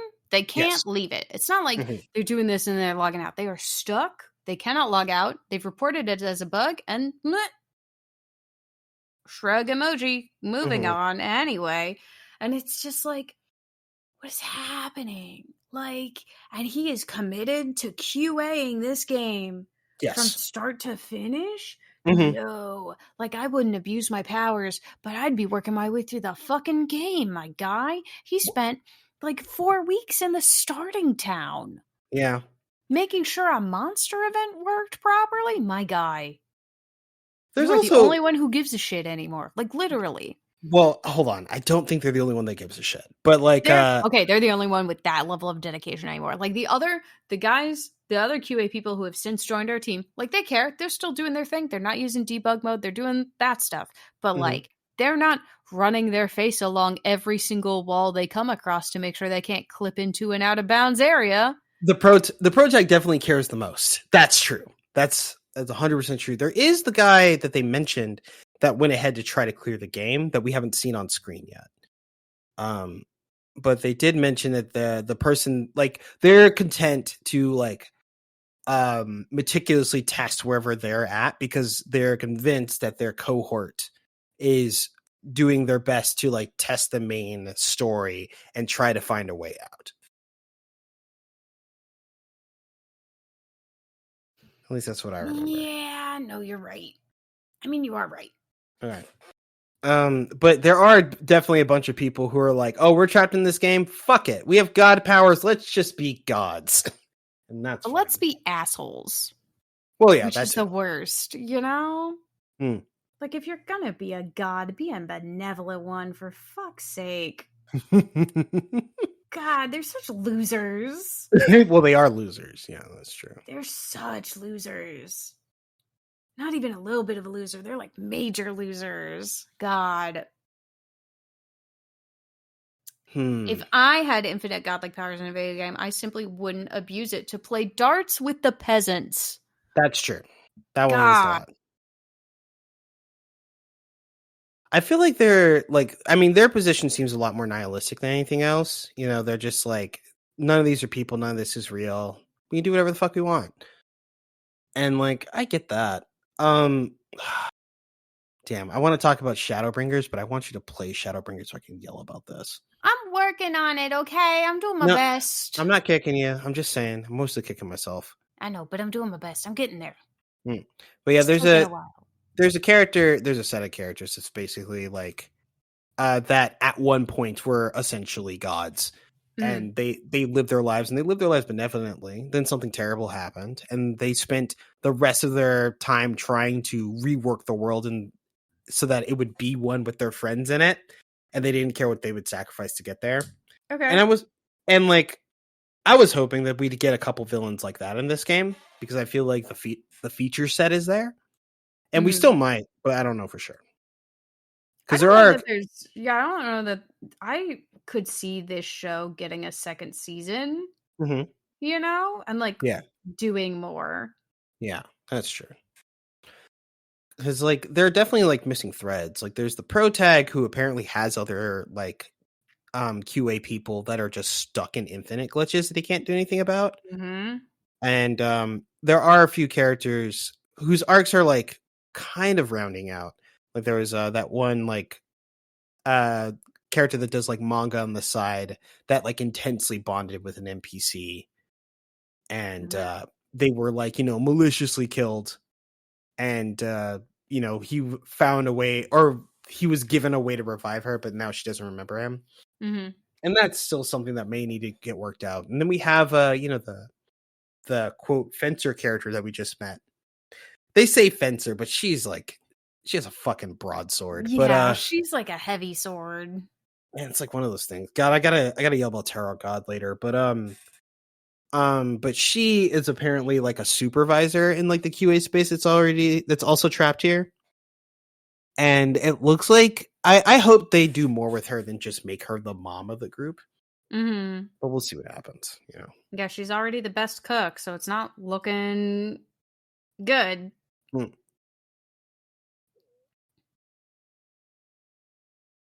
But who knows? Yeah, true. It's a good little show. It is a good little show. It's cute. I don't know if it's for everybody. In fact, I sincerely doubt that it is. Like, it doesn't have mass appeal, but I feel like it's serving the audience it's asking for. Mm-hmm. I didn't know people were asking for a show about what I do at work, but like, if the masses demand it, you know?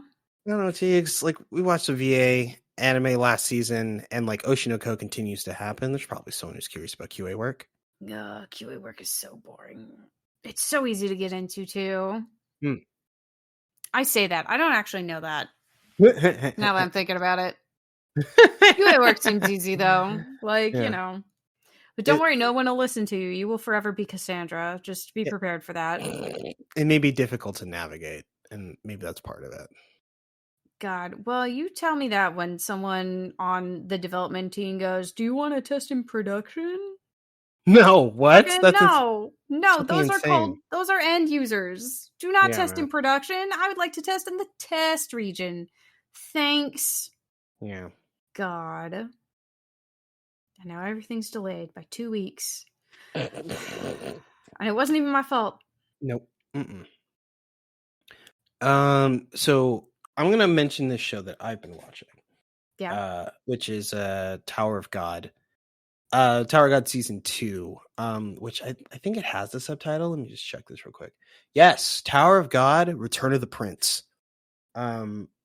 Which I've been waiting for because while Tower of God, like the show itself, was pretty dull. I think there was a lot of mystery to it, which was very cool. The action was all right when it happened, but there wasn't a lot of it.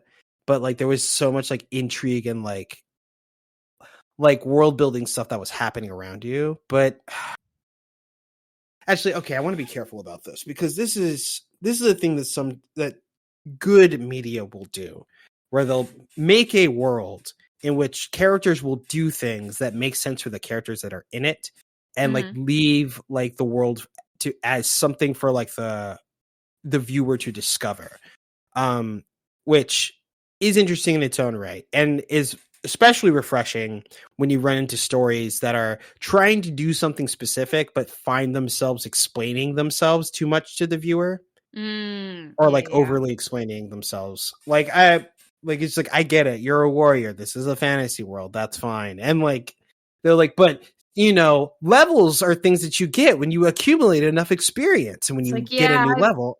Yes, I've played a video game before. What is the thing where it's like, yeah, I know how taxes work. Yeah, I know how capitalism works too. Yeah, like it's very silly. But yeah, so like media will do that. And like in all forms of media, honestly, like books will do it, movies will do it, TV shows will do it, especially live action TV shows. Holy fucking shit, man. But like, sometimes you'll get shows that like believe in their premise and the story that they're trying to tell, that they will simply do things with the characters. And while they don't make immediate sense to like some random person who walked into the room, if you hang out, you'll usually be able to pick up what's happening and piece it together. Some people enjoy that experience specifically. And we've run into a couple of shows. One that we ultimately dropped as a group, which was Bye Bye Earth, that did this, that in a way that that while they believed in their premise wasn't actually strong enough. You know what I mean? And Tower of God season 2, much like Tower of God season 1, feels really dull and slow. And there's a billion things that they're doing. Like, for example, they're climbing this tower that at the top of which seems to be some sort of like leader, possibly a god. But there's also like a bunch of ruling families that everyone seems to be aware of. And like all the ruling families have like incredible powers for reasons that aren't really explained. And people form parties to try to climb the tower. And like these parties that are formed apparently have roles that everyone seems to know, but they're not like fantasy RPG roles. They're named things like Spear Bearer or Seeker or wave controller. And Okay. while you could potentially try to figure out what those things mean, I don't know what they mean. And I'm not the smartest guy, but I feel like I know a couple of things, and I don't know outside of them literally holding a spear what a spear bearer is or why they're important to have in your party. And maybe I'll find out someday, but like the show's just kind of doing a bunch of stuff. And the stuff that they're doing is cool, you know, like they had a weird mini game where they had to try to do capture the flag, but and capture like various like smaller like bases, except the bases were individual hotel rooms, and like they needed to get like these chips put into this weird cellular phone thing. And there was this kid in a penguin outfit that fought the main character because he hates the organization he's associated with. And there was a whole episode where they apparently fought the strongest character on screen to date, maybe even in the world, inside of a giant fish, like it was like a retelling of Jonah. And we did that. And Okay. like, and that's what I mean. Like the show is doing stuff for sure, but like it doesn't really like fit together to me. And maybe it's a cultural difference because it's a manhwa and it's an intensely popular manhwa. People fucking love Tower of God, but I don't like get it. But it's cool. I mean, I'm watching it, but like, Maybe it's not better as a manhwa. maybe. But like, I also felt that way about like the first season. Like, I was kind of watching the show, and they were doing stuff, and like characters were like, you know, interacting, and like there was just some things that I felt like I was missing cultural context for. Like, I saw what was happening on screen, but I didn't like there felt like there was like some sort of nuance that I was missing. Mm-hmm. But then like sometimes the show will just go for gut punches, and the gut punches are crazy good. Like the idea that like Ban, also I don't know why this character changed their name. That's a whole other thing. But Ban, the protagonist, was definitely some person that literally lived outside the tower, but he met a girl that wanted to climb to the top of the tower and he didn't know why. And like he went into the tower to try to chase after her. And then at the end of the season, we find out that the girl betrayed the protag because her ambition to climb the tower was much greater than was initially like presented, I guess, and let the Oh. protag to die. And then like now the protag is like embedded with some other power. Some other people believed him because he has this like innate potential that wasn't clear at the beginning of the show. And so he's like embedded in this organization that are like chaotic evil at best.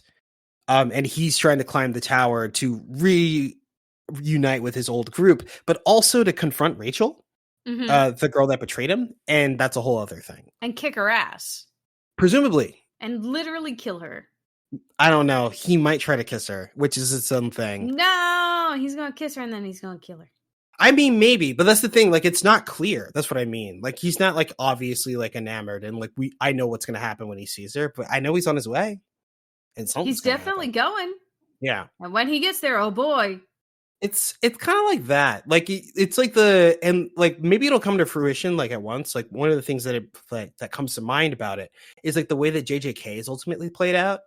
Like, because like Yuji is the protagonist of the show. Like he Yeah. actually is. Mm-hmm. Although, like, you know, it's not like throughout the show they've really like harped on like Yuji as a character and like presented like, oh yeah, Yuji gets to do this because he's the protagonist. Like Mm-hmm. people are just doing stuff and shit is happening and it's crazy and it's fun to watch. But like Yuji isn't the center of his own universe. But like as like the story seems to be coming to a close, it's like Yuji was him the whole time and now we're seeing it. Right. Right. And like Okay. that's the way that this show seems to feel to me. Right. So like that's what I'm watching it carefully. This is not the thing that I'm like selling to people. I'm not saying like please to understand Tower of God. It's like I'm watching Tower of God and like it's doing stuff, but I'm not sure about it. I'm going to see what happens. I want to see what happens. I will see what happens. Us. Strangle the anime itself. Oh, Man, my favorite thing to do right now is reach into the screen and just grab them, shake them around a little. For sure. Oh man, is that how you feel about Senpai Wa Otonoko? Oh yeah, I want to strangle like 30% of the adults in this show. They're all assholes. A lot of those in the show are bad. Like, they are not good people. Yeah, but some of the adults in the show are really good. That's true. Yeah. So My Senpai is a Boy is an anime about I want to say cross-dressing, only because they haven't committed to being transgender. Character named Makoto. They want to wear girls' clothes. They want to do cute things. They're a boy, but they want to wear cute. They want to wear the girl uniform, and they want to dress cute and wear heels and have fun. But like, they still seem to be identifying as a boy. Right. Their mother fucking freaking out. She doesn't get it. She thinks it's weird and scary. And like, when she finds out that he likes cute stuff, like when he's when little kids like cute stuff, who gives a shit? She like flips out and like goes like actually psychiatric crazy over it. And his dad is like very chill about it. He's like, okay, like, you want cute things. I get it. It's okay. Let's just not do it around your mom right now, and we'll figure out a workaround, okay? Hang in there with me. And he finds a high school that will let his son wear the female uniform if he wants. Present as a girl the whole time. No one, they're not gonna ask any questions. It's gonna be fine. Right. So he does still have to like make it into the high school, and he does naturally. And unbeknownst to accidentally him, his best friend also makes it in to this high school. And his best friend went to this high school specifically to get away from Makoto. Not because he thinks it's weird, but because he's attracted to Makoto. Right. He's just like, man, he's so cute. I know he's a dude and I shouldn't be feeling this way, but he's so cute today. I can't help it. And wait, I can't stand it. And then they see each other in the hallway, and he's like, he's in a girl's uniform. Oh my God, he's even cuter. What am I going to do about it? I came here specifically to get away from this man. And here he is, even cuter than before. Shit. Oh, it's so funny. It's so cute, right? And he's got a safe place to develop as a kid, educationally, you know. His class is kind of used to it by year 2, which is when we sort of join in with everybody. And he finds out like, oh, I can actually have friends now outside of my one guy friend, because people don't think I'm a freak. They don't care. Like, the basketball team just cares I'm good at basketball. And like, these girls just want to hang out with me because they think I'm cool. They're like, that's it. That's the whole thing. You know? And he's very good. But like, Makoto's mom sucks. His friend's parents, unclear. They seem cool so far. They seem cool. We don't know yet. They don't know their son is gay yet. I don't think. They might. We don't know. Maybe they knew the whole time. Maybe it's one of those, you know? Maybe it's like, yeah, we knew. We been knew. We just wanted you to tell us. Like, we don't care. Maybe it's that. Who knows? They have a friend who specifically was hitting on Makoto while he was dressed as a girl, and like, wasn't as attracted to him when he was a dude. Just wants to see him happy, right? And she's kind of like backed off now that Makoto and his guy friend are dating. But her dad fucking sucks. Her mom abandoned her when she was little because her dad was working all the time. She wanted to hang out with dad, and her mom couldn't stand it because, like, what am I, chopped liver? Fuck your dad, actually. Your dad sucks and he abandoned us here. And so I'm leaving, actually. And so, like, she lives with her grandma and her dad, who fucking sucks. He's so, like, he's captivated with whales. And so she is, like, big on the whale train. And I think she's at the moment where she's realizing, like, the reason I like whales isn't because I like whales. It's because I want my dad's attention. Right. Which is a wild thing for a 14-year-old to be realizing, you know? Yeah. Like, and she's confronting that fairly well, I think, so far. Well, who knows? We'll get there, you know? Yeah. But, like, she's very much like, I don't know what it means. She's, like, sitting there going, I don't know what it means to have an interest or like things. Right. Or like people. Like, I don't know if I know what love is. And she's 14 and she's thinking that. Good for her. You know? But also, yikes, your dad fucking sucks. Makoto's mom fucking sucks. Makoto's dad is sick as hell. Makoto's dad is the only good male adult we have hung out with so far. That's true. And I guess his dad's friend, who is the principal of this school, who is allowing Makoto to, but we haven't like interacted with him at all. So Yeah. you know, but yeah, it's handling a lot of these like these gender identity and sexual identity and like interpersonal relationship issues, I think, very well. You know, nothing feels like overly forced. Everything feels very natural. The way that a lot of these parents and adults in the room are behaving is ridiculous. Like, we understand it's ridiculous, but like we can also see that in like the way some people around us behaved at these same fucking things, you know? It is a wild time. It is a wild time. I like it. I think it's doing a good job. Hell yeah. I think it's a good anime. I think now's a great time for it to come out, especially with how with the increased conversation around gender and sexuality in Japan with the recent legalizing of gay marriage and that sort of thing. I think now that we're like, this is the first step in like taking the time to address how those things are affecting children in anime, like children, teens, like in the early stages of like becoming sexually mature, whatever, you know what I mean? Puberty. That's fine. Yeah, puberty. That's fine. Like, and like they're in that window, and like their parents are and like if you're a parent and you're watching this, you know, maybe you're watching this with your kid, you know, because like it's what's on the anime block or whatever. And Bold like, choice. Maybe, you know, my mom would watch this with me. Is all I'm saying. And then enough. we'd have some healthy conversations about it. But that's because my mom is cool. Fair enough. You know? But maybe you find this in your kid's room and you start reading it and you go like, what the fuck is this? And you have that knee-jerk reaction. And then you see these parents in this thing have that knee-jerk reaction. And maybe you read on because you're like, yeah, exactly. They're right. And you see in that anime and that manga how that's affecting their kid. And maybe you reconsider your reaction, you know? Yeah, I could hear that. Like, I hope it does that for some people. And I hope for people whose parents are more open about these things, like they use it as a talking opportunity with their kids, you know? But what do I know? I'm just a kid or whatever.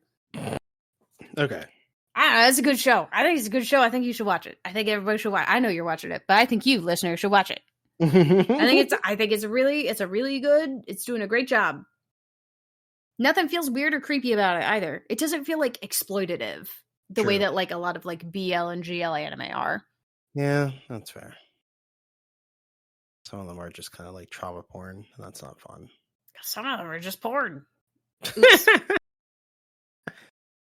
you watch just porn, might I recommend Twilight Out of Focus? Anyway, also got out of focus. Like, I don't know. I feel like that actually feels pretty standard for the BL like genre, and I wouldn't, if I had to call it porn, which I don't want to. I'd say it's softcore at best. Yeah, I felt I was embarrassed. If you have strong shame reflex like me, maybe don't. That's because Teagues had no idea. Like that's all it is. I had no idea. I was completely blindsided. Yeah, no, like, but Tasagata Out of Focus is it's a BL like manga turned anime, and they're pretty explicit, but again, it's like softcore. Like you're not going to see hog or anything. Thank God, like, I would have died. I would have died of shock. But there are characters in it, and they do fuck. But it's largely like a older teen anime. It follows they're in like high school. Everybody is in high school. Yeah, well, not everybody actually, but it follows a high school film club. But one of the characters in like the initial romance, they basically spend like 4 episodes on like a particular romance rather than carrying one through the season. Also, I do want to mention here, I'm sorry, Tegan, but I think we actually skipped Sign of Affection on the last like anime episode. No, we talked about it. We did? We did. Okay, cool.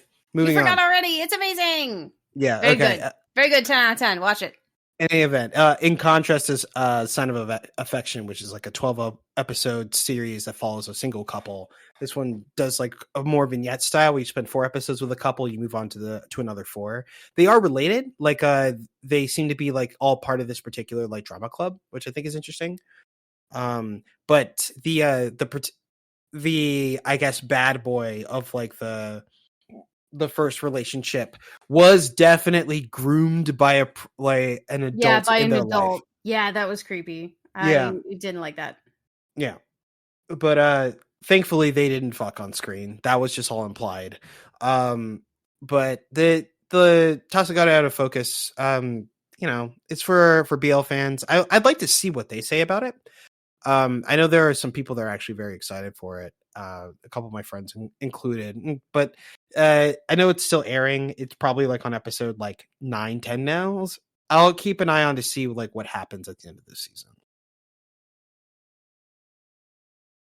Oh, good luck. Hmm. I'm afraid of it now. Yeah, that's fair. I was scared. I was scared and startled, and I brought it to my friends because I thought it was just going to be cute. I was so wrong. Sorry, Teeks. Hold No on. one warned me. I'm looking at my list, and I'm trying to find a way that, because I want to mention this because I mentioned it before. I'm not going to spend a lot of time on it. Okay, no, we still have 2 more. That's okay. So we will have a palate cleanser, but I am watching Plus Size Elf. It is billed as ecchi. That's just what it is. It's like it follows a like personal trainer essentially that meets an elf that apparently came to the human world in search of French fries, and they've gained a shit ton of weight as a result. And he presents a few like tips and helps her get back into shape, because apparently the gate that allows you to travel between worlds has like a weight sensor on it for some reason. Insane. But it's supposed to be kind of like a health anime, like a health propaganda anime that includes like for lack of a better term, thick fantasy girls. So I've been watching that, and like, the tips are okay, the girls are cute. It is ecchi, and there's no way around that. I wish I could say it's ecchi, but anyone can watch it, because that's not what it is. One of the things that I do appreciate about it is that the episodes are 11 minutes each. Okay. So they're shorter ones. Yeah, because if it was any longer, I think the show would actually be unwatchable. But I do like the show. It's very much just like Monster Girl of the Week, for the most part. And there are a few exceptions. I think we've gotten to a point now where we've met the entire cast. And now we're just like doing a hijink that's like health related with one of them, and then the show goes on. They talked about doing like leg races during like idle time, which is a lot of what they're doing. It's like, it's not really like this is the 4-point plan to get into shape forever. It's more like these are little things you can add to your life and it'll help you stay in shape. And I'm like, that's cool. Appreciate it, man. That's what I've been watching. Yeah. Tegan, don't watch this anime. Like it's you're going to just like burst a vessel or something. Yeah, that's, what, fair enough. That sounds it. See, when you say it like that, it reminds me of oh, what is it? It's this like workout anime, right? Oh, yeah, like how large are the dumbbells that you lift? No, not even that one. Okay. Hang on, I know it's on my list. Let me look it up. Okay, for sure. Let me look it up. It's in my hold queue, I think. Anticore EX. Anticore EX? What is this? Hold on. It's It's Anitore EX. It is on Crunchyroll. It is an anime about like light exercises, right? Just, like, yeah. Stretches you can do, some like light workouts, that kind of thing. They expect you, they bill it, right? It's 4 minutes an episode. They bill it like you will do this 4-minute workout with the girl who is doing the workout. If you don't do the workout with the girl who is doing the workout, you get to watch the girl do the workout from a number of angles, And I did not realize this because I started using it as a workout anime. So I would just have it on, and it would just be these girls making struggle sounds as they try to do these stretches and shit, And me also struggling to do these stretches and shit. And like, you come in watching me do that, and you're just like, what are you watching? Oh, I see. Do you know what's on the screen right now? And I'm like, no, because I'm fucking doing the workout. Whoopsies. But yeah, that was another one that was like, the stretches are actually good. They are helpful. The tips are helpful. Maybe not for everybody though, Yeah. That's an old one though. That's from a Huh. couple seasons ago. I'm actually looking at one review for this show on my anime list that was like Yeah. not recommended. And it's very interesting to me because what they're the reason they say this is not recommended isn't Mhm. because they had a beef with the like anything that was actually in the show, but more that they posit that the direction of the show is an ad for like gyms that would likely be near an otaku's like apartment complex. Okay. Like they're saying that like once you get a few episodes in, that the location of each episode soon moves out of the bedroom and into like a dance studio or a swimming pool or a gymnasium, and they're Mhm. increasingly instructed in how the like the devices work or whatever Mhm. that aren't in like a typical otaku apartment. Mhm. And it's actually and I guess I don't know if I can actually if they actually say that this company um paid for the show or sponsored the show. But what they actually did, they're saying that this show or like this like gym proprietor, Renaissance is what I'm looking Mhm. at.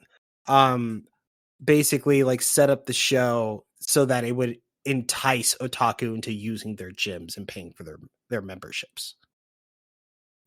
Good. Yeah, I don't know. So what? They're arguing that like it's an insidious type of advertising. That's why they don't recommend the show. I mean, that's, you know what? Fine. Okay. If you're worried Yeah. about the advertising for them to go to a specific gym, that's fine. But like at the Hmm. same time, I am here in the US and there are like tons of gyms that have Hmm. similar equipment that are Hmm. around. And if I can watch a cute anime girl do the thing and then I take that knowledge with me to the gym that's down the street, who gives a shit? Makes Right? sense to me. Yeah. Like I understand being concerned about like specific product placement because we have definitely watched some anime where like that's sponsored 100%, you know? Like Hmm. there's no way that Aeon did not sponsor the in a parallel world with my cooking skill, my or Right. whatever my absurd skill, which was like instant delivery from Aeon supermarket. You know, Hmm. you can't tell me that wasn't specifically an advertisement for Aeon's delivery service in Japan. However, comma, who gives a shit? The food looked good. What do I care? Yeah, that's fair. Sometimes companies need product placement, and sometimes companies need a way to advertise to a group of people who are under marketed to in a way that appeals to them. Hmm. And sometimes that's just anime. As like when Cells at Work was like, look, wow, we can't process anything because there's all these smoke in the lungs. And it got a bunch of people to quit smoking in Japan. Like, why are you mad? Why are you mad? Someone wants to take care of the little anime girls running around in their body. Who cares? Good for them. Good for them for getting access to equipment in a gym where someone who is socially anxious might not otherwise go. You Right. know? Yeah. Where like they can see this little they've been doing all the workouts with these cute little anime girls the whole time, and then they see them go to the gym to do additional workouts with additional equipment, and they see the whole process of going to the gym and getting the membership and clocking in and the whole thing. Like they see the process, and then like that makes them more likely to do it because they don't have to be socially anxious about like how is this going to work, you know? Like True. that's a whole genre of show we could do. There's a whole subreddit for like, hey, how do I do this? How to like I just remember that Subway one. How I want to order a sandwich from Subway. How do I do it? What do we have to do? You know? Hmm. And somebody like very patiently walked that person through like this is everything they're going to ask you. These are the options. Like you can plan it ahead of time. They're good like da, da, da, da, and then you pay and then you're done. You True. know? And like that's helpful for people. Don't Hmm. knock it just because it's like, oh, this particular gym is sponsoring it. Yeah, so what? That gym's probably all over Japan. That's probably like Planet Fitness to the US. Who cares? If it gets them working out, who gives a shit? Don't shame them. God. I'm not interested in shaming them, but I do want to ask: should Hmm. we keep an eye out for the Planet Fitness anime? Yeah, Word. 100%. And when it shows up, we better be in it. Fair. Ooh, that also, this is a tangent. There is a wrestler in AEW who has oftentimes and may actually be getting the chance to turn wrestling into an anime. I'm trying to remember his name. Hold on. To turn. I'm gonna try to get trying to get their actual quote. Uh, uh damn, hold on. There we go. Mason Madden. Oh There's God. Yeah, Mason Madden has a article that ended up on Kotaku. Mm-hmm. That comes out. The headline reads: How Mason Madden went from WWE's undesirable superstar to AEW's undeniable anime wrestler.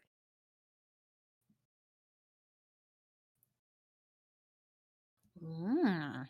Yeah. I'm just gonna read the first couple sentences and then we can go to the anime that we need to cover. But it reads: Professional wrestling in many ways is a love story. Sometimes it's a love story about a 6'6" black otaku making good on a 9-year promise he made on a video game podcast to make professional wrestling into an anime. And basically, Mason Madden personally believes that wrestling is anime and is on basically a lifelong journey to prove it by being in the ring. Okay. That's where we're at. The podcast in question isn't the Impossible Coin podcast, unfortunately. It is something called Castle Super Beast. Mm. Mm-hmm. But yeah, I don't know. Maybe we watch some Mason Madden one of these days. But we do have a couple of anime to juggle left, I think, unless we're going to talk about more of the stuff that we ultimately dropped. But we still have Spice and Wolf, Merchant Meets the Wise Wolf. We still have Delico's Nursery, Mm-hmm. if we're going to talk about it. And I guess we can also lament the loss of Wish for Me a Love Song, but you know. Oh my God, Whisper Me a Love Song is so funny. Let's start there. Okay. Let's start there and then work our way backwards, actually, because this is funny. So, Whisper Me a Love Song was a lesbian anime Mm-hmm. from spring, Mm-hmm. from the spring season. Um, it got to 10 episodes. There are Right. 12 episodes in this anime, Mm-hmm.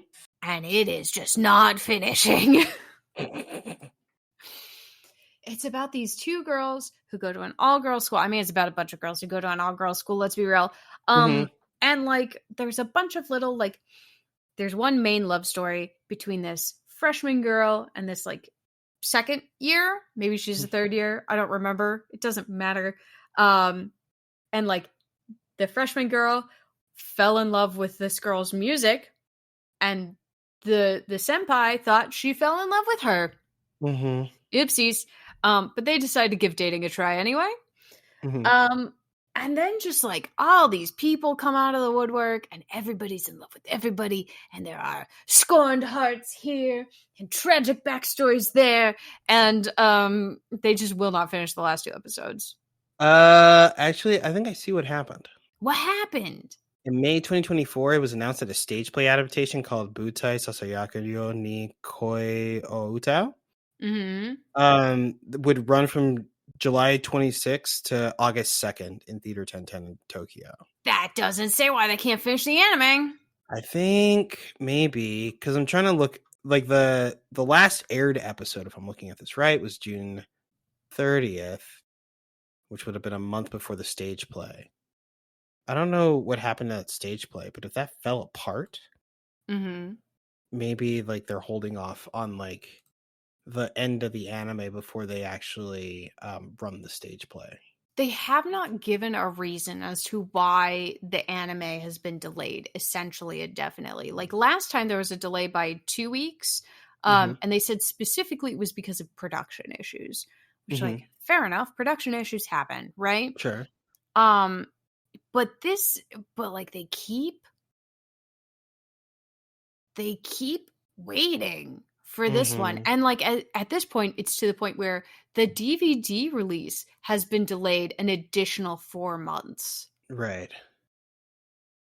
Like, and they will not say why the anime itself has been delayed so far, you know? They're just like, it's delayed. Sorry.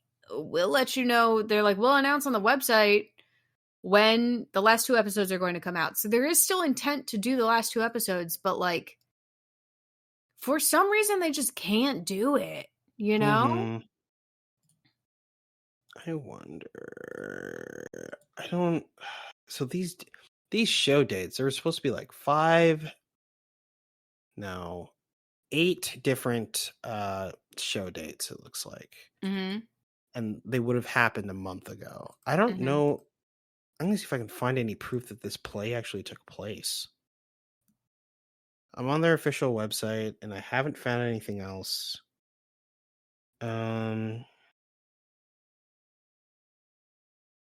If you're looking at like, so like there's 2 studios who are working on this, right?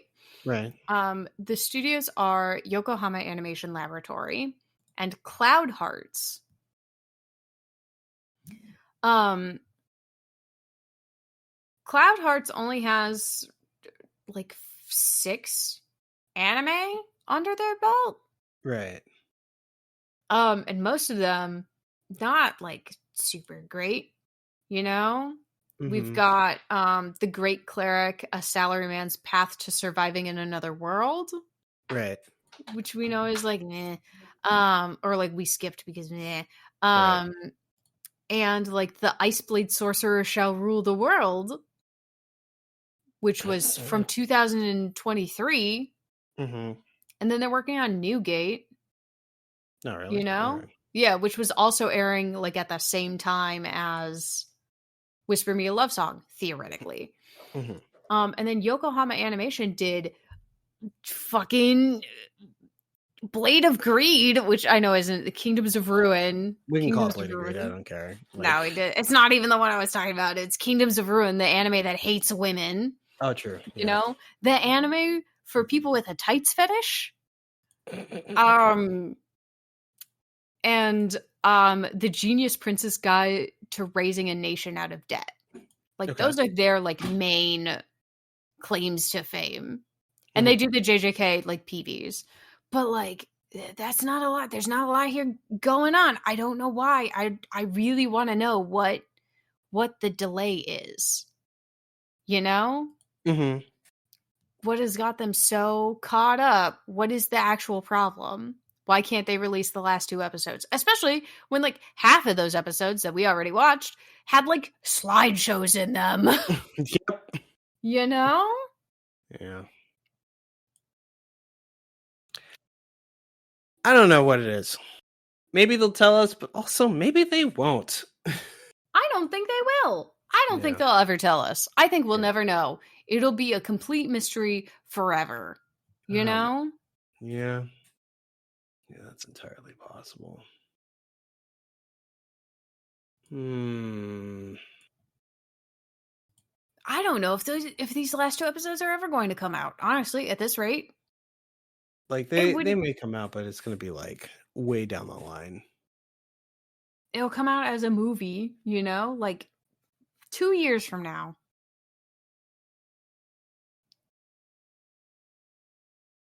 Honestly, maybe Whisper Me a Love Song could be a movie. Okay, because they have stage play stars. It's supposed to be 5 days. I just can't find any proof that this stage play actually happened. Oh my god, that's so funny. Yeah, it's just nothing else about it. They had principal photography and everything, but like, that's it. Since the Blu-rays have been pushed to 2025 for the release, someone in the My Anime List forums is predicting that they're going to rebroadcast the entire anime in 2025. Yeah, winter 2025. Yeah, because I think the plan initially, right? Because they stopped the anime like 3 weeks before the play was supposed to run for 5 days. I think something happened to the play, And as a result, they wanted to delay the remaining episodes from airing because like the anime airing and then like the play happening like a week later was probably what they were swinging for, which means they really believe in whatever this ending is. But if the play wasn't ready and it wasn't going to be ready a month before, they cut off the anime and they pushed everything back.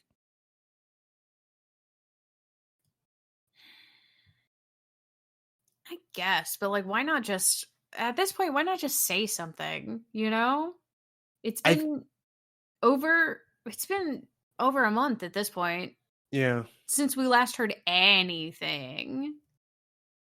Yeah, I don't know why they're not saying anything. That doesn't Not make saying sense to me. and like not saying anything while simultaneously not working on anything new feels weird, you know? Yeah. It feels like maybe the studios are being shut down and we're not going to get the end of it at this point. I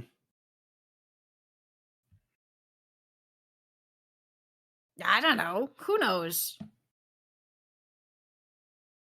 Yeah, I don't know.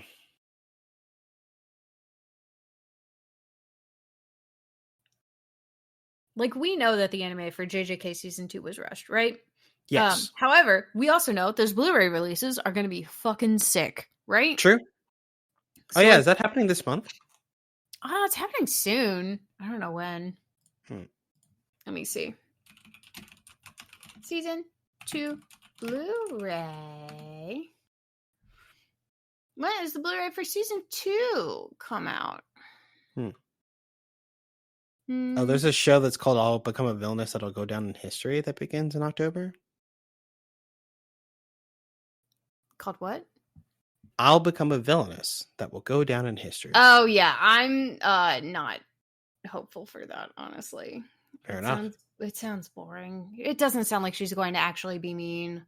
You know? Okay. Yeah.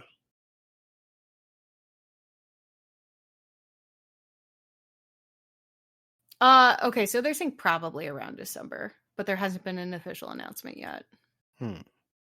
For the Season 2 DVDs. Okay. Blu-ray DVDs. December could be cool. December could be sick. You get it for Christmas.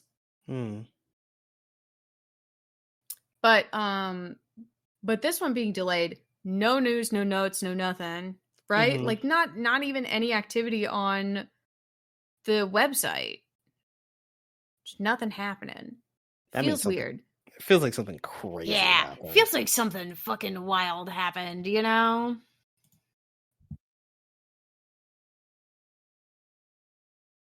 The only like activity I've seen from the Twitter has been them like reposting stuff, you know? Like that's been it. I don't know, it feels something has happened, you know? Yeah. Like whatever happened, I guess might have been really bad. They keep saying they're gonna announce something, but like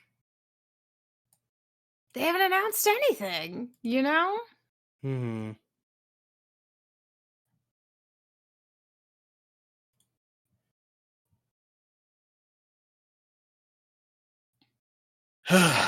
But luckily, there's other good anime to occupy our time. There's other very good anime to occupy our time. And there's also silly anime to occupy our time. True. Delico's Nursery. Delico's fun. Delico's a bunch of vampires fighting Trump. And if you think Trump means anything other than true of vamp, you're wrong. Oh my god. God, can you believe it? Yeah. Can you believe it? What a time to be alive. Vampires fighting Trump. Yeah, right. They keep calling it Trump, and the subtitles keep saying true of vamp. It's so funny. They're just like, nope, we don't want to, nope, we don't go here. So silly. God. Okay, so it's a bunch of vampires, right? A bunch of very naturally rich, handsome, beautiful, aristocratic vampires. Right. Ooh la la. Those are the ones. They live in rich, fancy, big houses with lots and lots of servants who are cool with them being vampires Mm-hmm. because they pay a living wage. And they are also running a nursery. And why are they running a nursery, you may ask? It is because their boss, Deli Delico, insists on raising his children himself and says Mm-hmm. everybody else needs to solve these murder mysteries and raise your children yourself, because exposing your vampire children to a mass murdering caper while they're in like their early toddler to young, like below age 10 years, is super healthy for their development. Oh my god, it's so silly. Mm-hmm.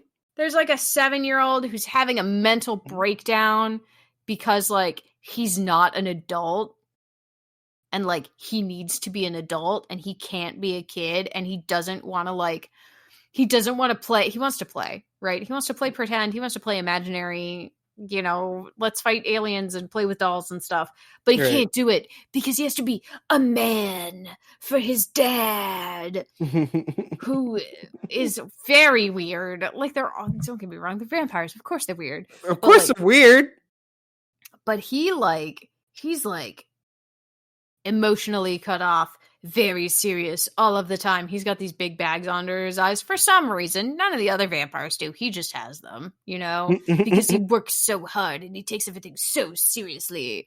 And so like his child is like, I have to take it so seriously because then my dad will be impressed with me. And it's like, sure, buddy. There's a guy who's one of the vampires is a lot more carefree, very much like a fun-loving guy, Mm-hmm. Very fun-loving guy. He's got twins. They seem fairly well adjusted, They're like Mm-hmm. 5-ish, maybe 4. They seem well adjusted, Dali's kids are a baby and like a 3-year-old, maybe 4, And then his very beautiful rival subordinate who murdered his wife after she was possessed by another vampire. He's got a fairly well-adjusted kid because he's like, I'm not going to be outdone by my boss in terms of child rearing or aristocratic behavior. It's so silly. There's every single one of these men is stupid. Yeah.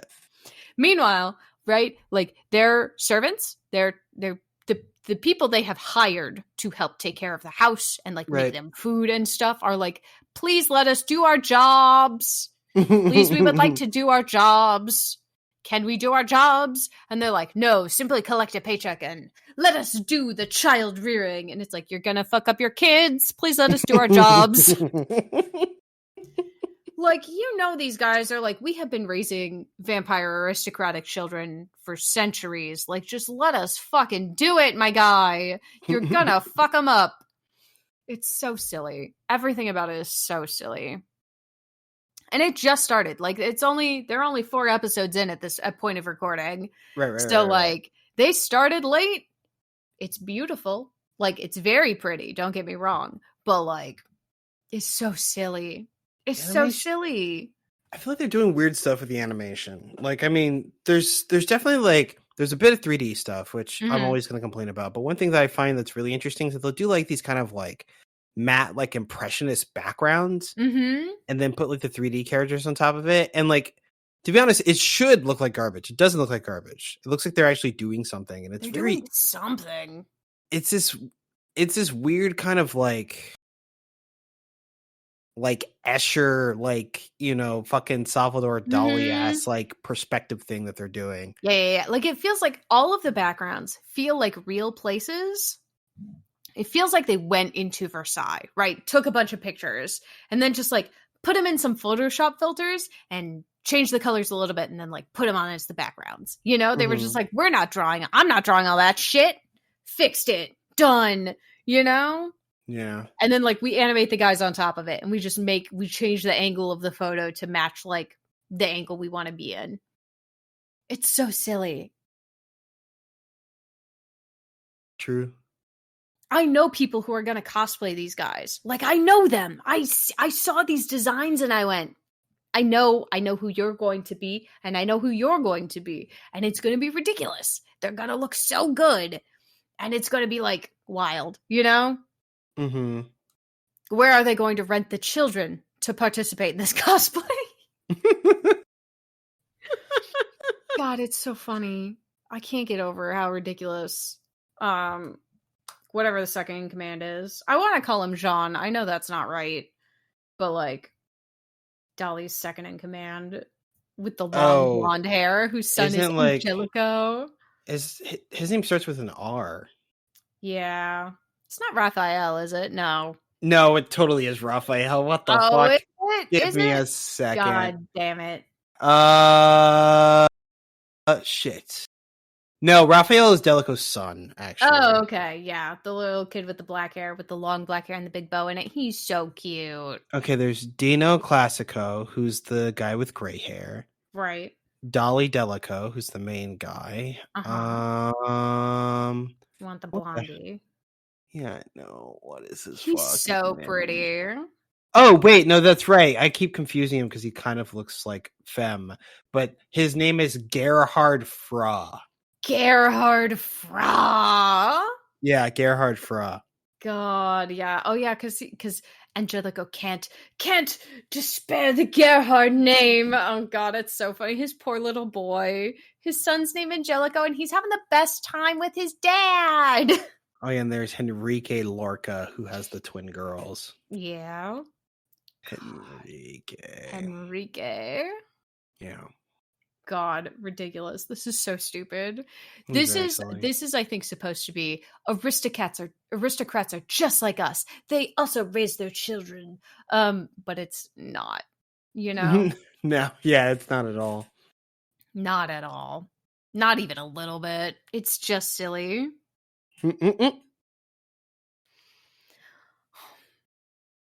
God, what a time to be alive. Weird vampires, impressionist paintings, fighting Trump. Fighting Trump. God damn it.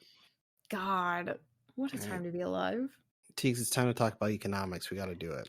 We got to talk about economics. What school? Economics. Did you watch the original Spice and Wolf? No. Oh, really? Yes. Wow. Okay. I did. I know. Can you tell? Yeah, you tricked a bunch of teenage boys into watching it with you. I remember this story.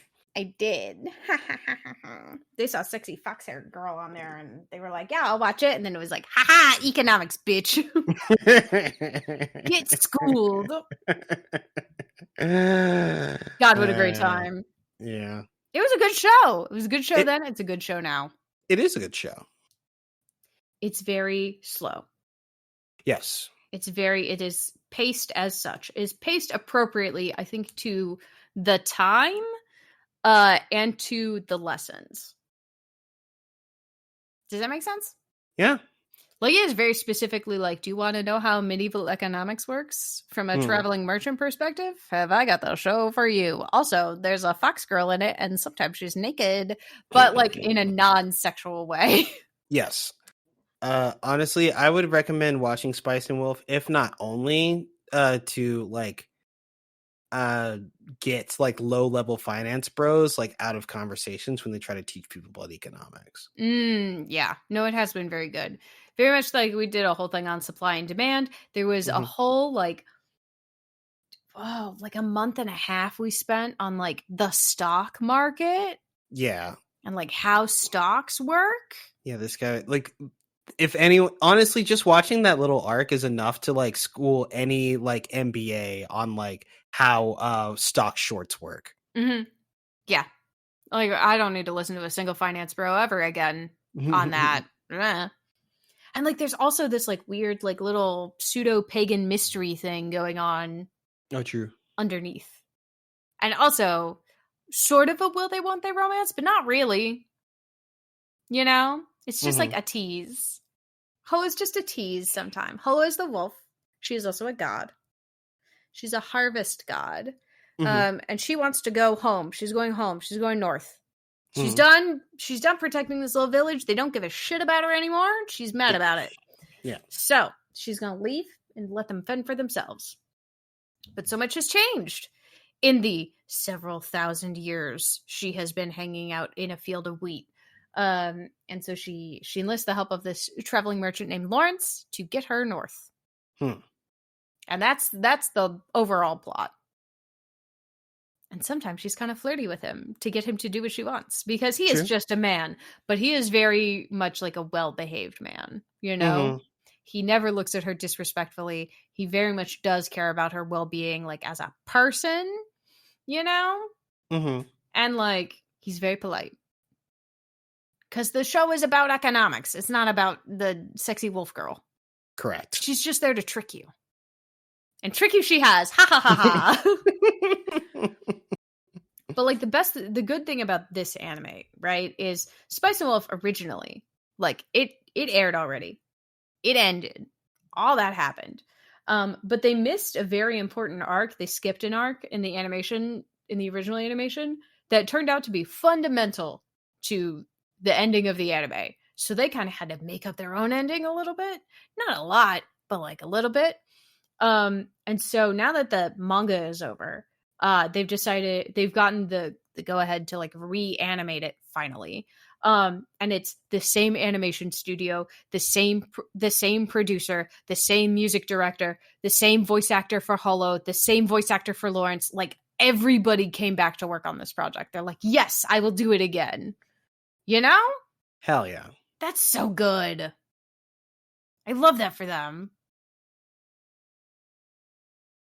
It's been a fun time. It's a very chill show. It's a very chill show. And I think it has a very like striking visual look. There's a lot of care as to basically every character seems to move on screen. Like everyone, like I know there's sometimes shows that'll like overdo it, especially like in like noble like royalty shows where like everyone kind of like twirls when they walk or whatever, but like everyone feels like they move like a person. I think that's cool. Everyone in the background is walking. All of the like the only thing that's really CGI has been like horses, and only then for like very specific scenes. And like I get it. I also wouldn't want to draw a bunch of horses. That sounds like a pain, you know? Everything's very nicely done. I'm very excited. I understand we're almost at the end of the season, technically. Like we're at the end of season 1. We're at the end of like the part that they're going to get to, which is not the end of the show as a whole. And it would not surprise me if they got a second season, you know, if this came back next winter.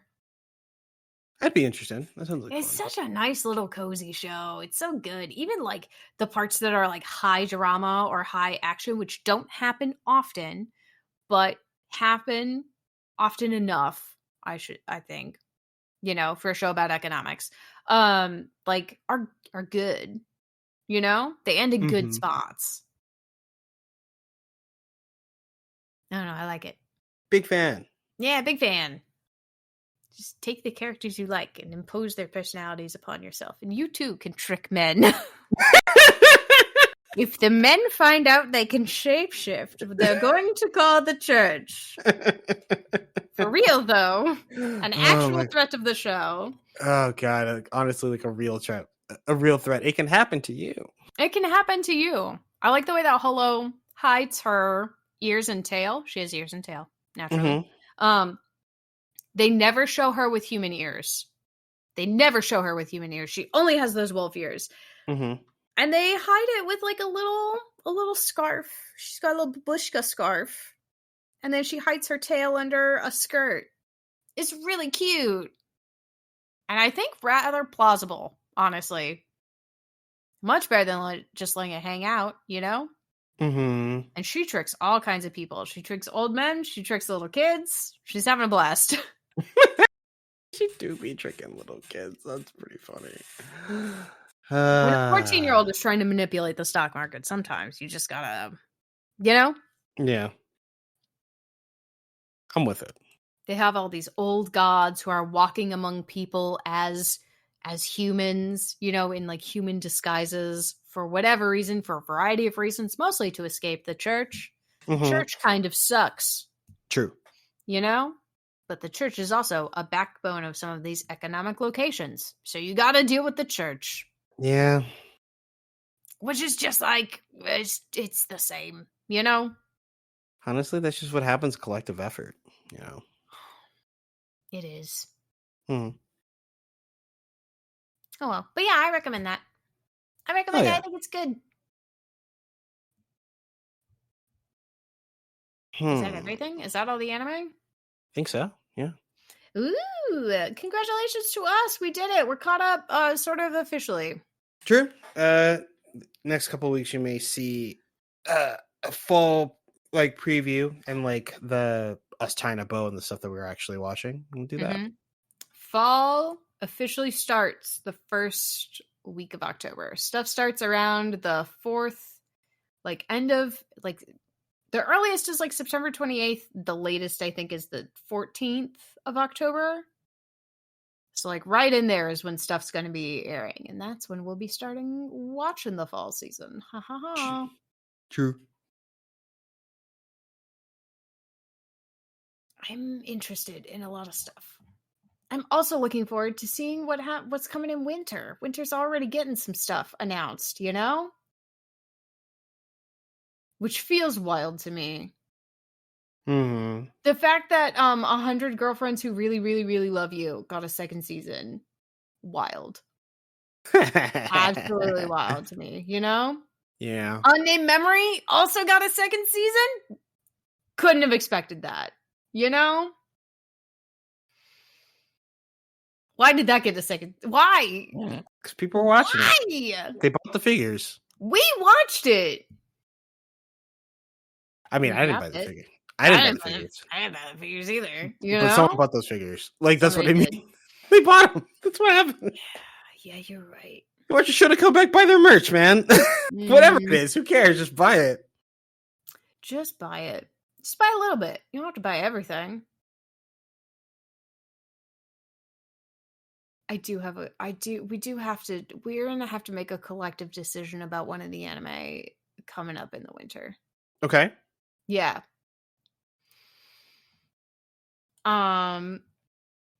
It's called Middle-Aged Man's Noble Daughter Reincarnation.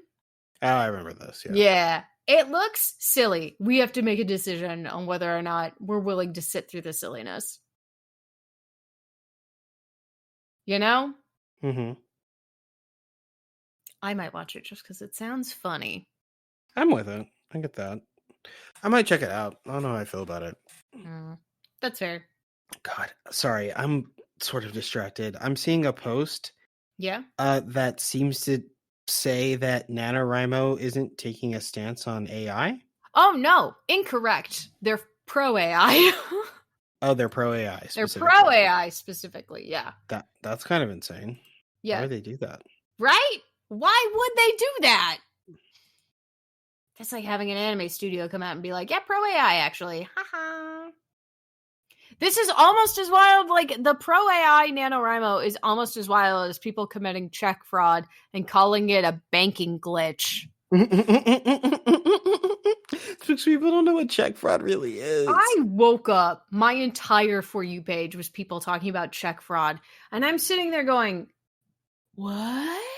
Yeah. I log off. I clocked out of work, on Tuesday last week.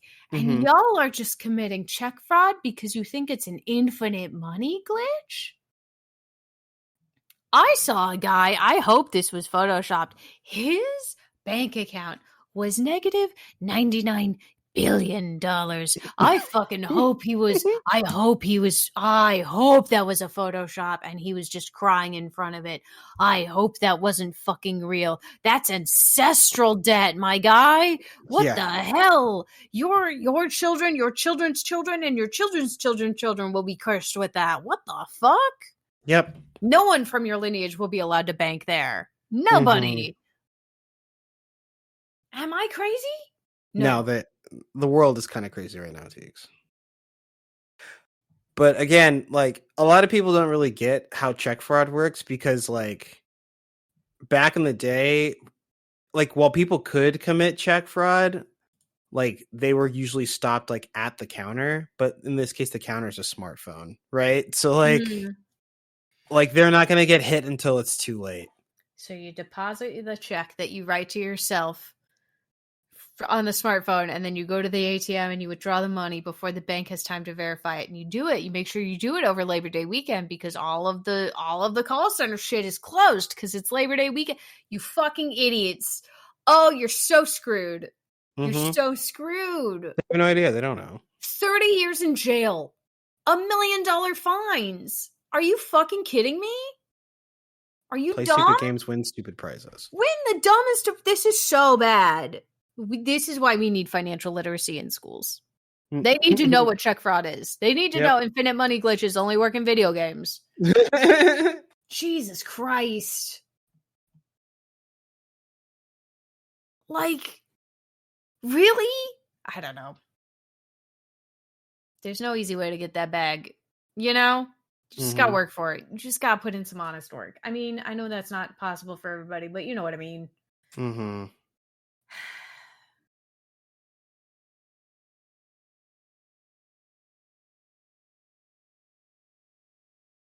And NaNoWriMo shouldn't be pro AI also. You're a fucking novel writing group. Like, first you lost the grooming allegations for your teen section, and now you're pro AI, buddy. No thank you, actually. I think we just gotta wait till November and let them cook themselves. I'm cooking them right now. I'm telling all my friends. Are you kidding? Everybody who doesn't pay attention to NaNoWriMo except in November, I'm telling you right now, fuck them. Tell your friends. Like, they're just going to get NaNoWriMo's going to scrape your uploaded stuff and use it to write their own novels, their own fucking AI novels. Some AI novel that ChatGPT writes could win a NaNoWriMo prize over the thing you actually worked hard for. Arguably, that might have already happened. I hate it here. This is the worst timeline. Let me out. Ugh. I just want to be back in the anime timeline where there's good anime, you know? True. We don't have to lose out on everything else to have good anime, you know? Mm-hmm.